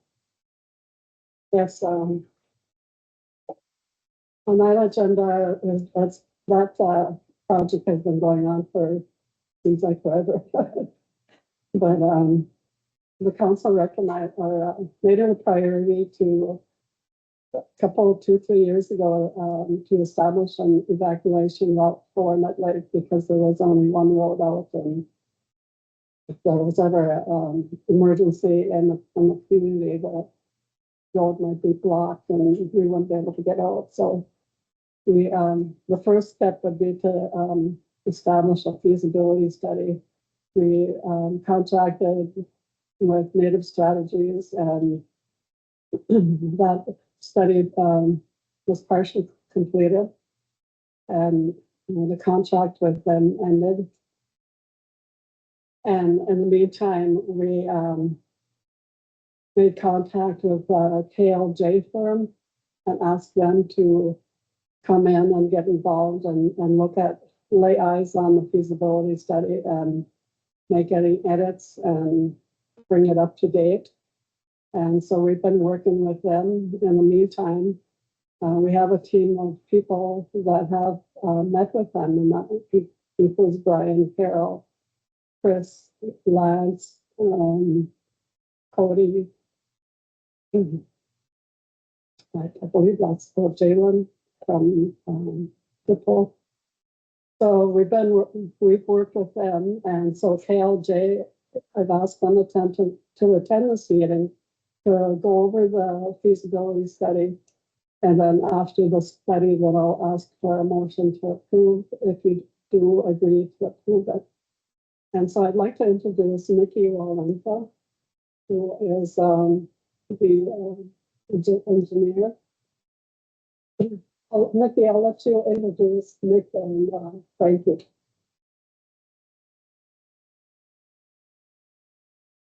Yes, thank you. Can you all hear me okay? Yeah. Okay. Thank you, and thank you for letting us present today. So yeah, I am the project lead, shall we say, for the report portion. I also have Nick Jackson on. He is our engineer that helped to build the segments out that we'll be going over here in a minute, and I'll have Nick share his screen so we can talk through those. And then I also have Frankie Lee on, who also helped facilitate bringing this update to the feasibility study. So Nick, maybe I'll have you, if he can share his screen. Let's see. So what I'm going to do is just walk through how these segments came to be. As Doris noted, we had taken what Native Strategies had produced and taken another look at it just because of concerns with how the routes were getting closer to the lake and impacting wetlands, as well as some of the allotments that would be impacted with some of the segments that had been previously identified. And so going back and pulling in information such as the wetlands, which Nick, I don't know if you have a layer up, we could show that too. We took another look at where best to find a place to identify this evacuation route. And so what you're seeing here is what we kind of found is actually, I guess, to be expected is where the roads have been built out of Nut Lake and in the area tend to follow higher ground and stay outside of the wetlands. And just because of how dense, and that's what the layers you're seeing in here are all the different wetland types that fall within this area. And so the road system has already kind of been built to avoid a lot of that. And so going back and looking at that, we kind of came to the determination that the best path forward would go back to one of the original routes that paralleled Nut Lake Road for a portion. And so, but prior, so that would be your segment 2 there. And then as we went through the process, we also looked at how the route would come out of Nut Lake. And so we had a few meetings with Carol and Doris and others from the tribal departments to try to determine the best route out of Nut Lake. And so segment 1 that you're seeing there, it works to avoid impacting the wetlands. It works to avoid impacting allotments where possible, and brings it away from Nut Lake Road. So it does give a separate route or path out of Nut Lake to then connect into that parallel 2-lane that would follow Nut Lake Highway on segment 2. And then from there, we also looked at 2 potential other segments. So segment 3 and segment 4, that again, it would be improving East Nut Lake Road all the way up to Town Line Road to take it back up to the highway. And then also looking at continuing the parallel evacuation route next to the existing road down to the south there. And so other than looking at just the wetlands and the topography of the area to determine the route, we also broke this out in segments from the standpoint of obtaining grant funds to actually bring this project to fruition. And so by segmenting allows the band to be able to apply for funds in smaller portions and to get the road, hopefully to start working towards getting the road built. I'm trying to think if there's any other items, Doris, you would like me to touch on, but that's how we came to the decision for breaking out this these segments and how the route came to be. Maybe the cost of that route. Say that one more time. Sorry. The cost that we. Oh, Yeah, so Nick, do you want to go into a little bit more on the engineering costs and how you determine each of those and what the road would look like a little bit? Yeah, so we went through, we used the original section of roadway that was from the original study that was done. So we used that, ran that through, we found each length of segment that we want to do and ran our 3D corridors through all of here and obtained our quantities that way. We also took into account these wetlands shown through here. In areas where we did have to impact a wetland, we accounted for additional construction costs of beefing up that road subgrade to allow it to be structurally sound. So that's kind of the general overview. Nick, can I just point this out to the council? So this is that lake, this comes down towards Columbia's.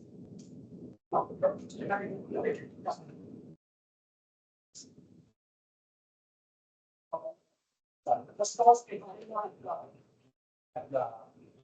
in East Development. So the salt was more long behind the development. Go on there, it was behind the ball field, into the ball field.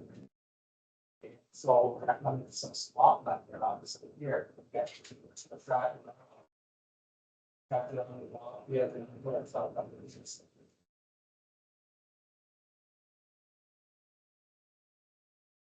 And kind of opens it up for development in that area, you know, where there is no wetlands, but it kind of gives us more land-based area.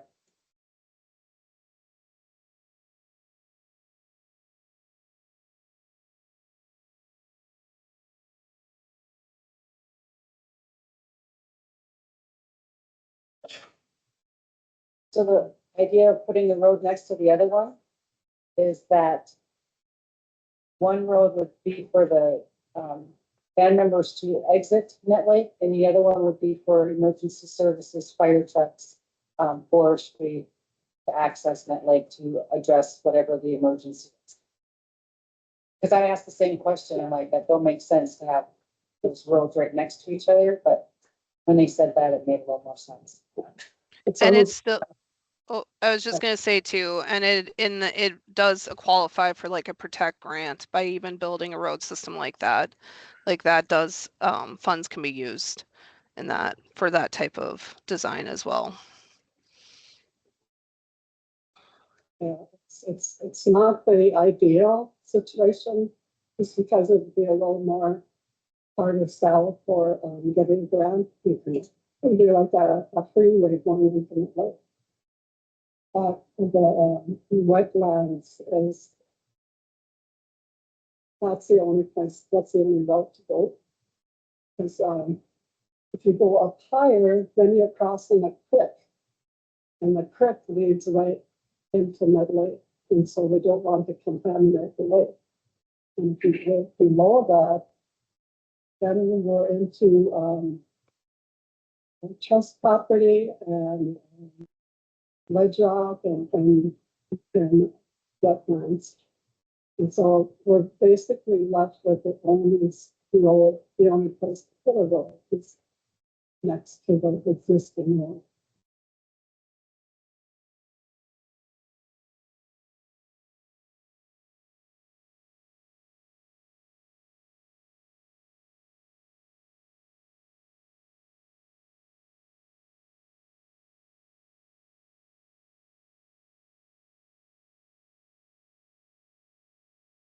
This way, it wouldn't affect our lake, wouldn't affect the wild rice, wouldn't contaminate it. And were they gonna give the estimated cost?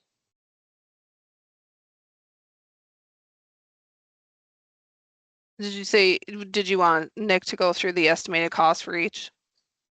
Yes, it was on the other Okay. screen. Yep, Nick, if you could flip back.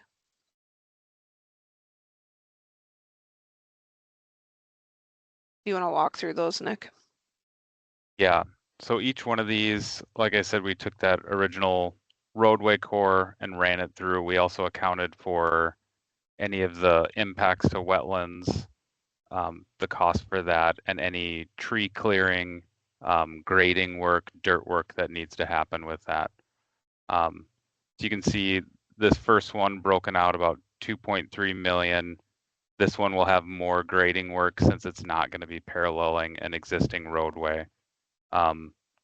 Segment 2, $5 million. It's much longer of a route, but since it does parallel an existing roadway, it does reduce the cost of a lot of that grading and clearing work that needs to happen. Segment 3, a similar story, but as it's shorter, we're at $3.8 million. Working out to this segment 3, this is definitely the longest route that we have. This one uses the existing roadbed traveling through here, so that also saved some money using that existing roadbed. With that being higher in elevation, that reduced our wetland impacts as much as possible, so it saved money there. But there still is the roadway is going to be widened through here, so our slopes for the roadway come out. There's a little additional grading and clearing that needs to happen for this segment 3.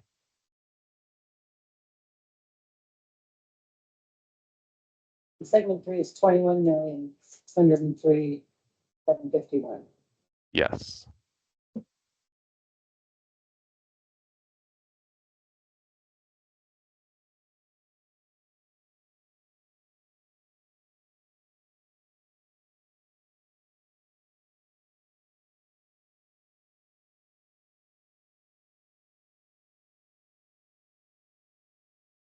Like we said before, that this project would have to be done in phases as grants come available.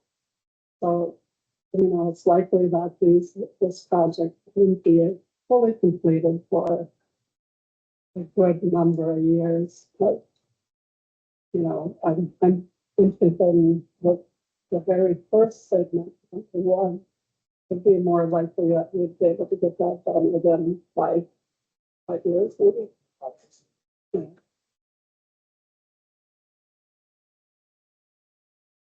But that's the feasibility study, and that's the best we can come up with. They say Halloween to the other one.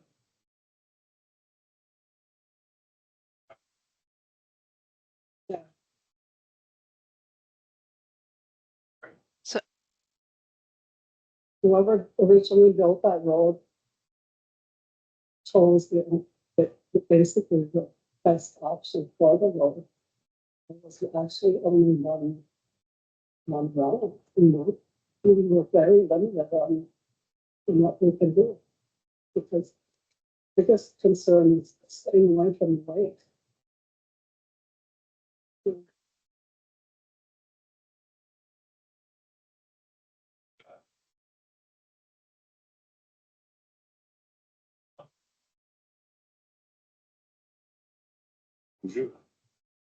All right, looks like we're working with what we got, and I like the direction that we're headed, making sure that we're trying to do something without impacting the wetlands in the creek and our lake. Only one we got. The other thing I want to add before we ask for a motion on that is, we are planning community meetings, one from that lake and one here on March 20th and 21st, where we will be going over the feasibility study, just letting the community know what that is, and also going over the safety action plan, letting them know the end project. Yeah, 20 and 21st. Yeah, yes, I know. Yeah.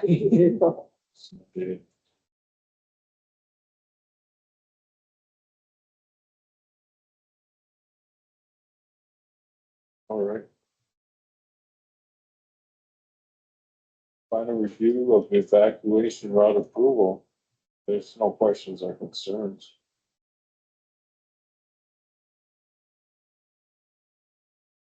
Motion to approve.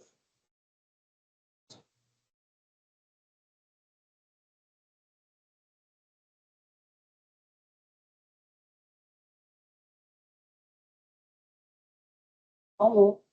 Moved by Janelle, do I have a second? Second. Second by Shane. All in favor, say aye. Any opposed? Any silent? Motion carried.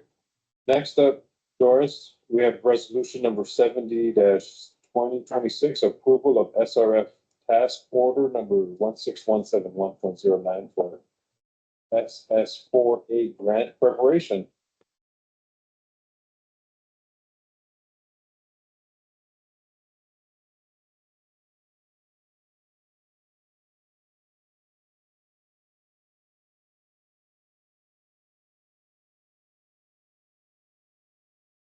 Okay. SS4A Safe Streets for All grant program. Provides funds for the fiscal year 2026 to be awarded on a competitive basis. Yeah, I apologize for that not being included in your packet. We just had our conversations mixed up. And so anyway, we got it this morning and printed off for you. This task order is for SRF to do grant writing and engineering on the roundabout project. And I know you're probably wondering why are we doing this now, but we just submitted a grant through it used to be the raise grant, but now it's the bill. Bill, yeah, you remember that. The bill grant for the roundabout project. And that's a very competitive grant. And so in the event we don't get that, we would like to submit this Safe Streets for All grant for the same project. And hopefully we'll get one of them. And so I have the grant is due on May 24th. And so we need to get working on it. The due date is May 26th. I have a resolution for the approval of SRF to do the grant application for that. And I'll just, for the benefit of the audience, I'll just read part of the grant or part of the resolution. Whereas the United States Department of Transportation is currently soliciting applications for its Safe Streets for All grant program, which provides funds for the fiscal year 2026 to be awarded on a competitive basis to support planning, infrastructure, behavioral, and operational initiatives to prevent death and serious injury on roads and streets involving all roadway users, including pedestrians, bicyclists, public transportation, personal conveyance, and micro mobility users, motorists, and commercial vehicle operators. And whereas the band has entered into a master agreement with SRF Consulting Group to perform grant writing, planning, and design services for the band. And whereas the band desires to enter into a task order under the master agreement with SRF to prepare a grant application on behalf of the band for the Safe Streets for All grant program. Now therefore be it resolved that the RTC hereby authorizes the approval of task order number 16171.09 with SRF for preparation of the Safe Streets for All grant program application. And authorizes the RTC chairperson to execute the task order on behalf of the band. The agreement, the cost of the grant writing a task order would be $19,826. And that amount of money has been allocated in another grant to be paid for by the state IIJA program, where we have a contract that's executed and in place. And so there won't be no cost to the band. In the event that we were funded under the other grant, then we could negotiate through this grant and hopefully do another project such as the the turn lanes on Boys Park Road at Lake Vermilion.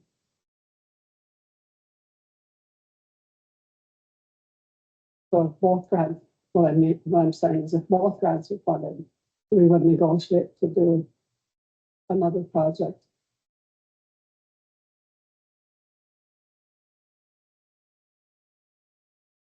Conclusion, no questions or concerns from council? I was just looking with the funding, do we pay them up front, or do they only get paid when if we get the grant? The invoice has, normally they invoice, monthly, and so they're paid monthly. So they're paid to do the grant, kind of like we did with, the senior housing, we paid in whether we got it or not. But the funds don't come from Boys Sport. The program she was talking about is run through the state of Minnesota. IJA, but let's do MnDOT. So we got a grant from them to pay for the grant writing.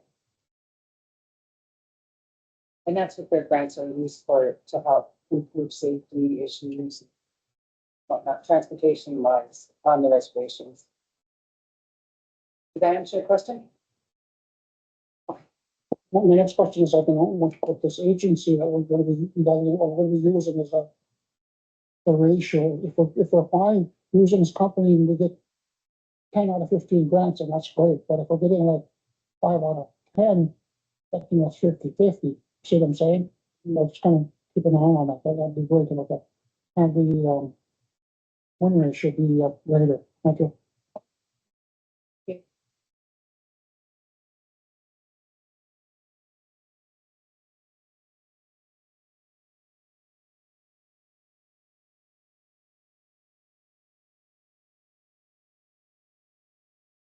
So the nice thing about working with SRF is that they have the whole group, consulting group has on staff, the engineering and everybody that, the architects, everybody that plays a part into designing and implementation of transportation projects. That's something that we don't have the capacity to do in this station.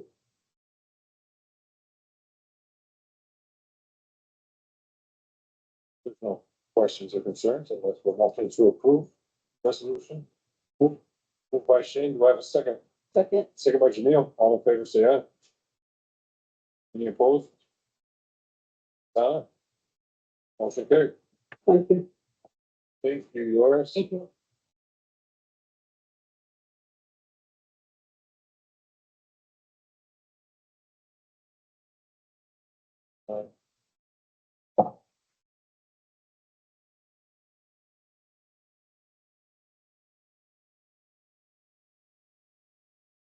All right, next up we have Lance Hill.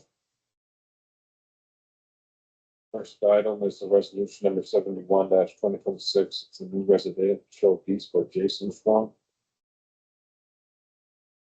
Thank you, Chairman, Council.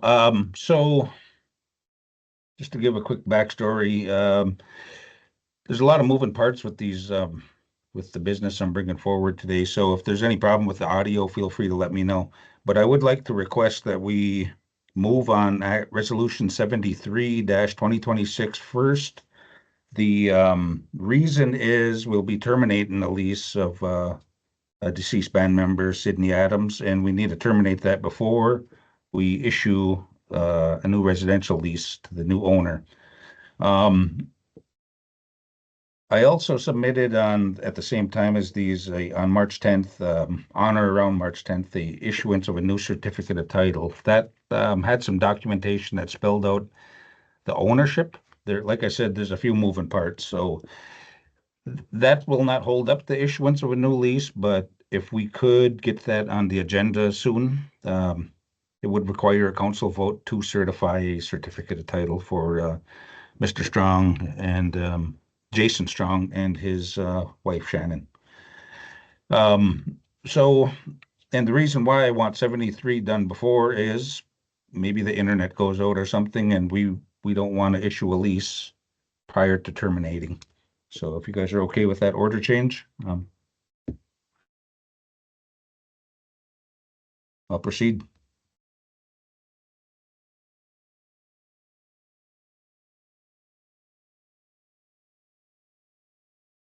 All right, so in my understanding, instead of listening to resolution number 71-2026, a new residential lease for Jason Strong, we're first gonna listen to resolution number 73-2026. Termination of lease for Sydney Adams. Correct. All right. So let's do that, and that's in order to not complicate the resolution 71, which is the residential lease for Jason Strong. Correct. And excuse me, Lance, Chair and Council, acting on those in the order requested will change those resolution numbers. So that termination of that lease, if acted on first, will change that resolution number to 71. So we can make those notes with the meeting minutes.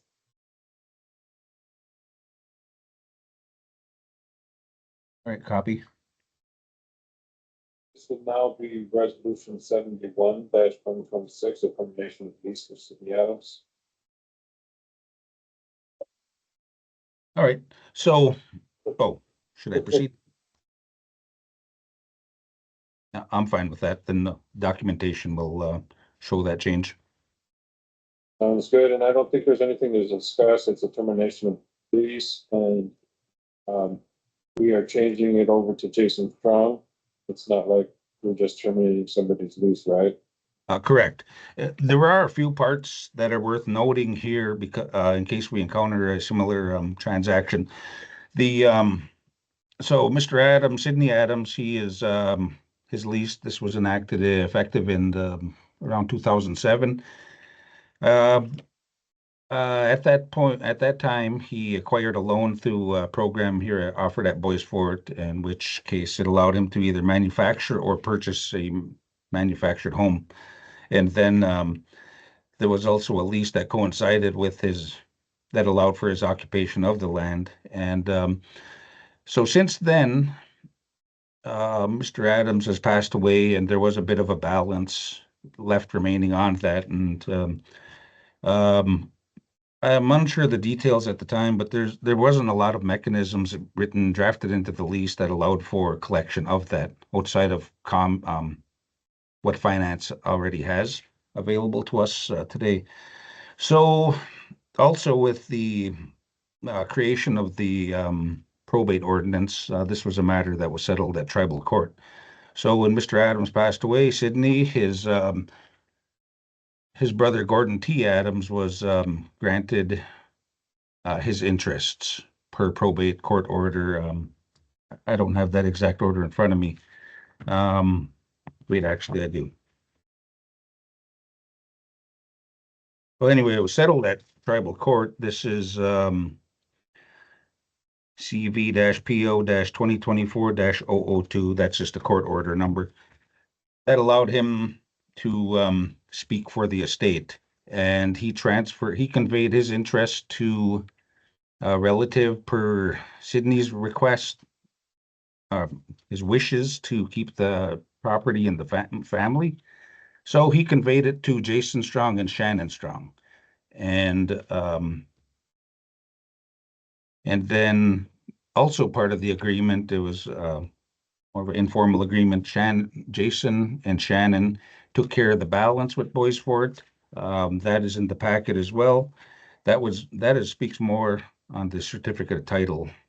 So when we get that, those are the things I'm referencing. But he paid the balance of $22,157 for the loan, and there was also a balance owed for water and sanitation of $1,701. So he paid the bills, and the certificate of title, when we get to that, clears up any ownership disputes that may arise.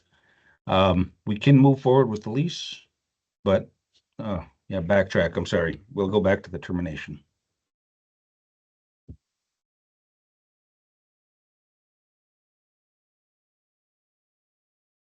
The reason for all the communication is there are more loans like this. So this would be kind of precedent.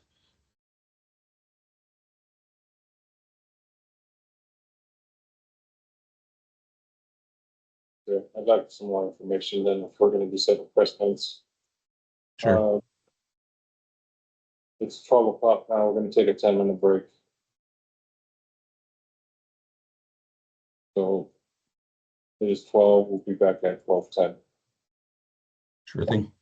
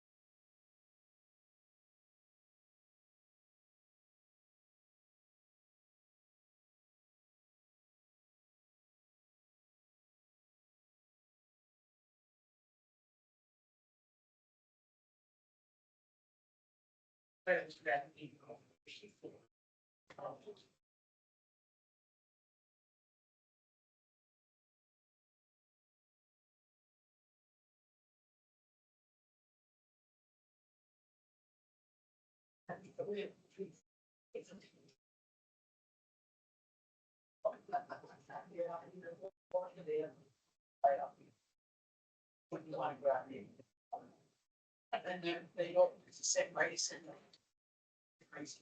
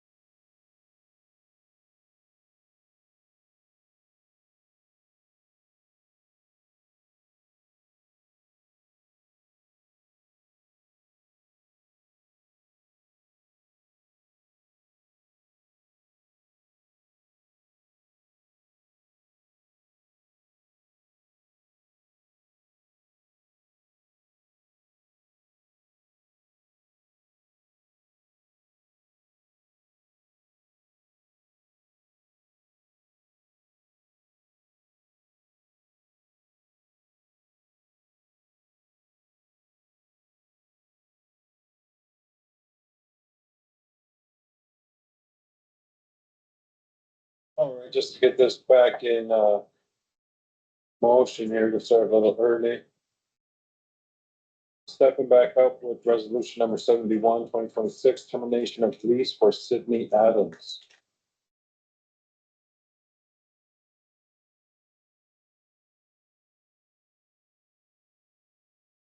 Taking on face, there was more moving parts to this. I believe we should table this, but it's just a termination of lease. As it is on face value, as I see it on the agenda.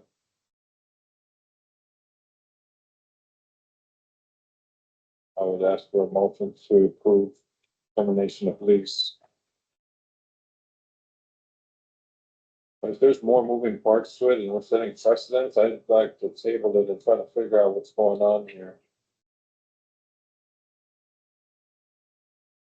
No moving parts. The original lessee is deceased, so we can't get his signature to modify it. So termination is now the standard procedure that the BIA recommends for lessees that have passed away. At least that was the last correspondence. And then the issuance of a new lease in order to occupy, we'll get to that, but it is in order to occupy trust lands by law, you need to have a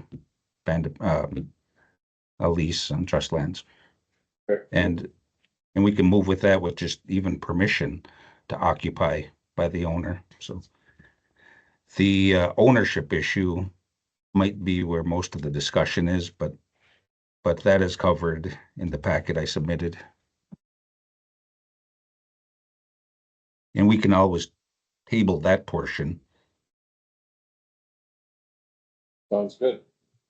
All right, so first up is the termination of lease for Sydney Adams. Ask for motion to approve. By Robert, do I have a second? Second. Second by Janelle. All in favor, say aye. Aye. Any opposed? Any silent? Motion carried. Next up would be resolution number 72-2026. That's going to be a new residential lease for Jason Strong. Okay, yeah, okay, and then the next item, Felicia Plusquick, will be resolution 73. So yes, we can proceed in that manner. Jason can be 72. So. Okay, so 71 was the termination for Sydney Adams, and then which one's occupying that? 72 now, Okay, Jason Strong. Oh, just, oh.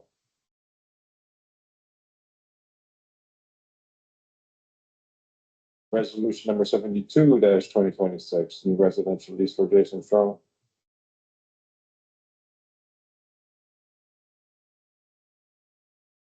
Yeah, if you want a quick backstory, this is your standard, we have permission to, offer up to 50 years, whether sometimes that's 25 with an extension of 25. So just to prevent any, future hangups, we issue it for 50 years. That's been standard practice since I've taken the position.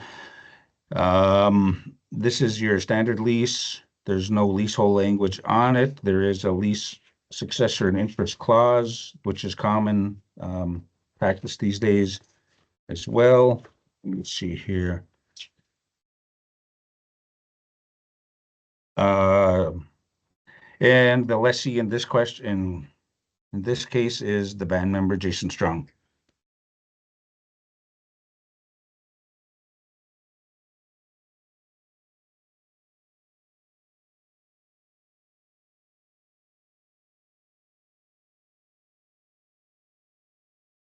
Sounds good. If there's no questions or concerns, I ask for a motion to approve. Resolution number 72-2026. Residential lease for Jason Strong. Got a move by Robert. Do I have a second? Second. Second by Tara. All in favor, say aye. Aye. Any opposed?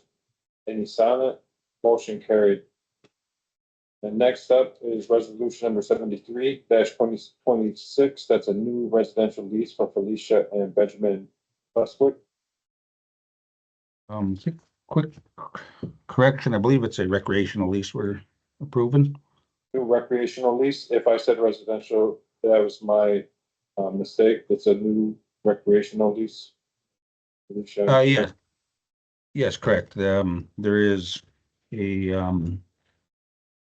there's been a purchase of property that was, that's in compliance with our current practices of sale of property, in which it's offered to an availability list. And they are offered, the people on that particular list have an option to make an offer, and an offer can be accepted within a 30-day period. The next stage of the rollout is band members, which would be the website. So from 30 days to 180 days out, it's open to all band members. From 180 days to 365 days, the standard practice is to offer it to other MCT or all MCT members. And then it becomes, if there's no sale or offer after 1 year, it's hard to find firm policy paperwork, but I've seen after 1 year, it's been offered to the open public, and most properties have not reached that stage. So this is in compliance with that standard practice. There's a recreational lease that was in place. One of the shortcomings of my program is paper only. So me being unable to catalog that on a spreadsheet or through any IT devices. This one expired in 2024. Now, typically we would renew that lease because the property is not in question. But since there was a wish to sell this property, we moved with the notice of intent to sell policy. So that's how we came to this new recreational lease.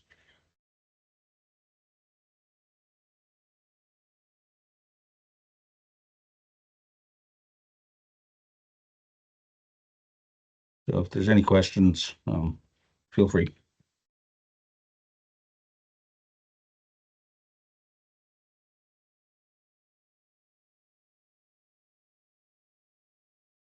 No questions? Concerns either? Ask for motion to approve resolution number 73-2026, a new recreational lease for Felicia and Benjamin Buswood. Moved by Shane, do I have a second? Second. Second by Janelle, all in favor, say aye. Any opposed? Any silent? Motion carried. Thanks, Lance. All right, thanks, guys. Have a good day. Next up, we have Melissa Wright. She's here to talk about the purchase of a vehicle for probation and also a cage installation. Hello, Melissa, how are you doing today? Okay, good afternoon, everyone. I'm seeking approval to purchase a probation vehicle and also installing a cage in the back seat for protection of the probation officer. I attached 3 quotes. We have received funding from Minnesota Department of Correction, so this will be at no cost to the band members. We will be getting $250,000 annually for the probation services and equipment needs of that department. I understand that there is pending a vehicle purchase policy. However, probation services I feel are essential, and we've been waiting for that policy to be completed for quite some, for a while now. And so we have the funding available, and with probation services, we run into a lot of times people who get furloughed to treatment. The BIA is typically unable to transport them, and if the treatment center doesn't provide transportation service, this will now allow probation to transport them from custody, then furloughing them to the treatment facility, as well as other needs that they may have, such as appointments or community service hours. And so we're eager to get this vehicle purchased to help only improve the probation department services that we're able to provide. It isn't a fancy vehicle. It's pretty standard, what I can see. And we're looking to go with the one close, as that one's the one is the cheapest from what we have found.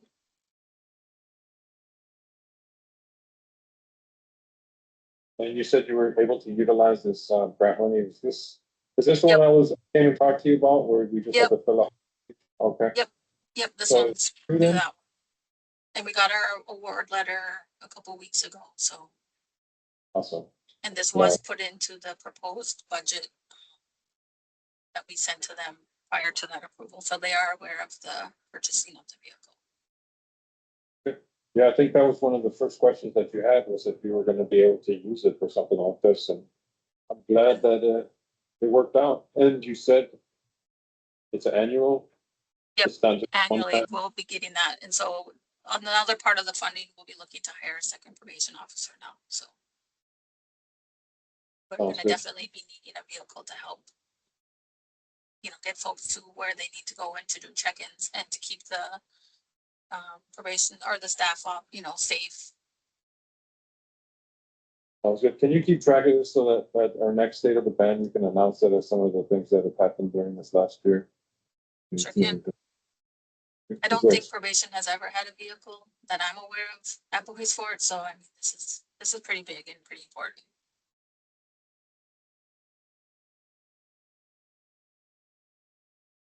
Good. So motion to approve the purchase for a vehicle for probation, vehicle station. Moved by Shane, do I have a second? Second. Second by Janelle, all in favor, say aye.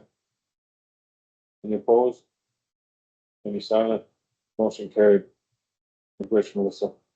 Thank you, guys. Next up, we have Nikki Irving, and she has the 2026 EMS appreciation stipends to present today. How are you doing today, Nikki? Thank you for joining us. Thanks. Anyway.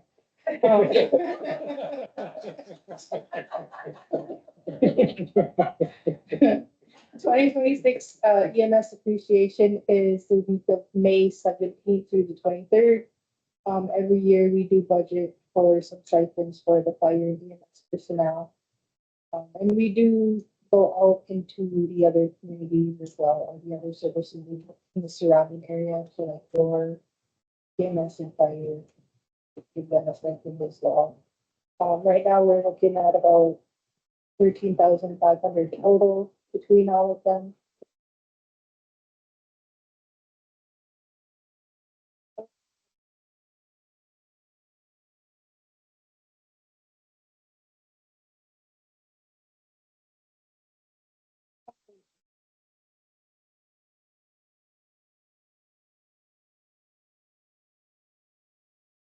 Looks good to me. Why is yours twice as much as everybody else's, Shane? No, I'm just kidding. I'm just kidding. I'm just kidding. I'm just kidding. Glad to see you on the list, though. It's always nice to see everybody on the list. That it's just then for our community. And your services are worth more than $250. So, but that's all you get. No, I'm just kidding. No, I'm just kidding. You guys are worth more. Worth more. Thank you for everything that you do. As for a motion to approve the appreciation stipends, we have a motion second by Tara. All in favor, say aye. Forgot she was on there. Thanks for joining us, Tara. No, I'm just kidding. All right, all in favor, say aye. Any opposed? Any silent? I need to, remain silent because I'm on the fire department and the ambulance. Thank you. And one silent. Motion carried. All right, next up, we have Miranda Lilia. We did add something and I forgot what it was. It was a request by North Span for approval to use our band logo on the strategic plan.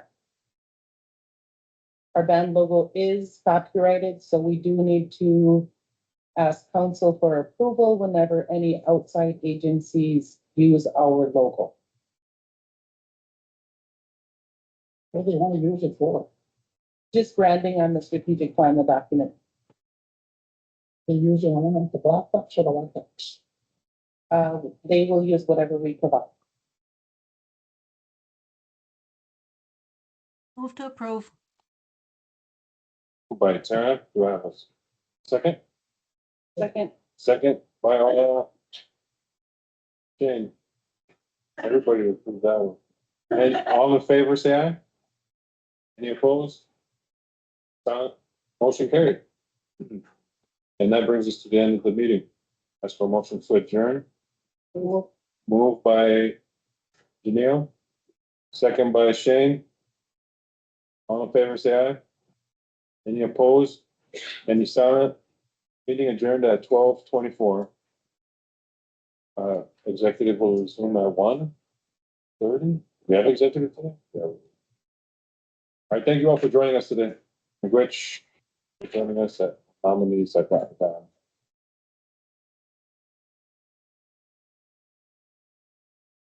1:30, we will resume at the executive boardroom for executive session. 1:30.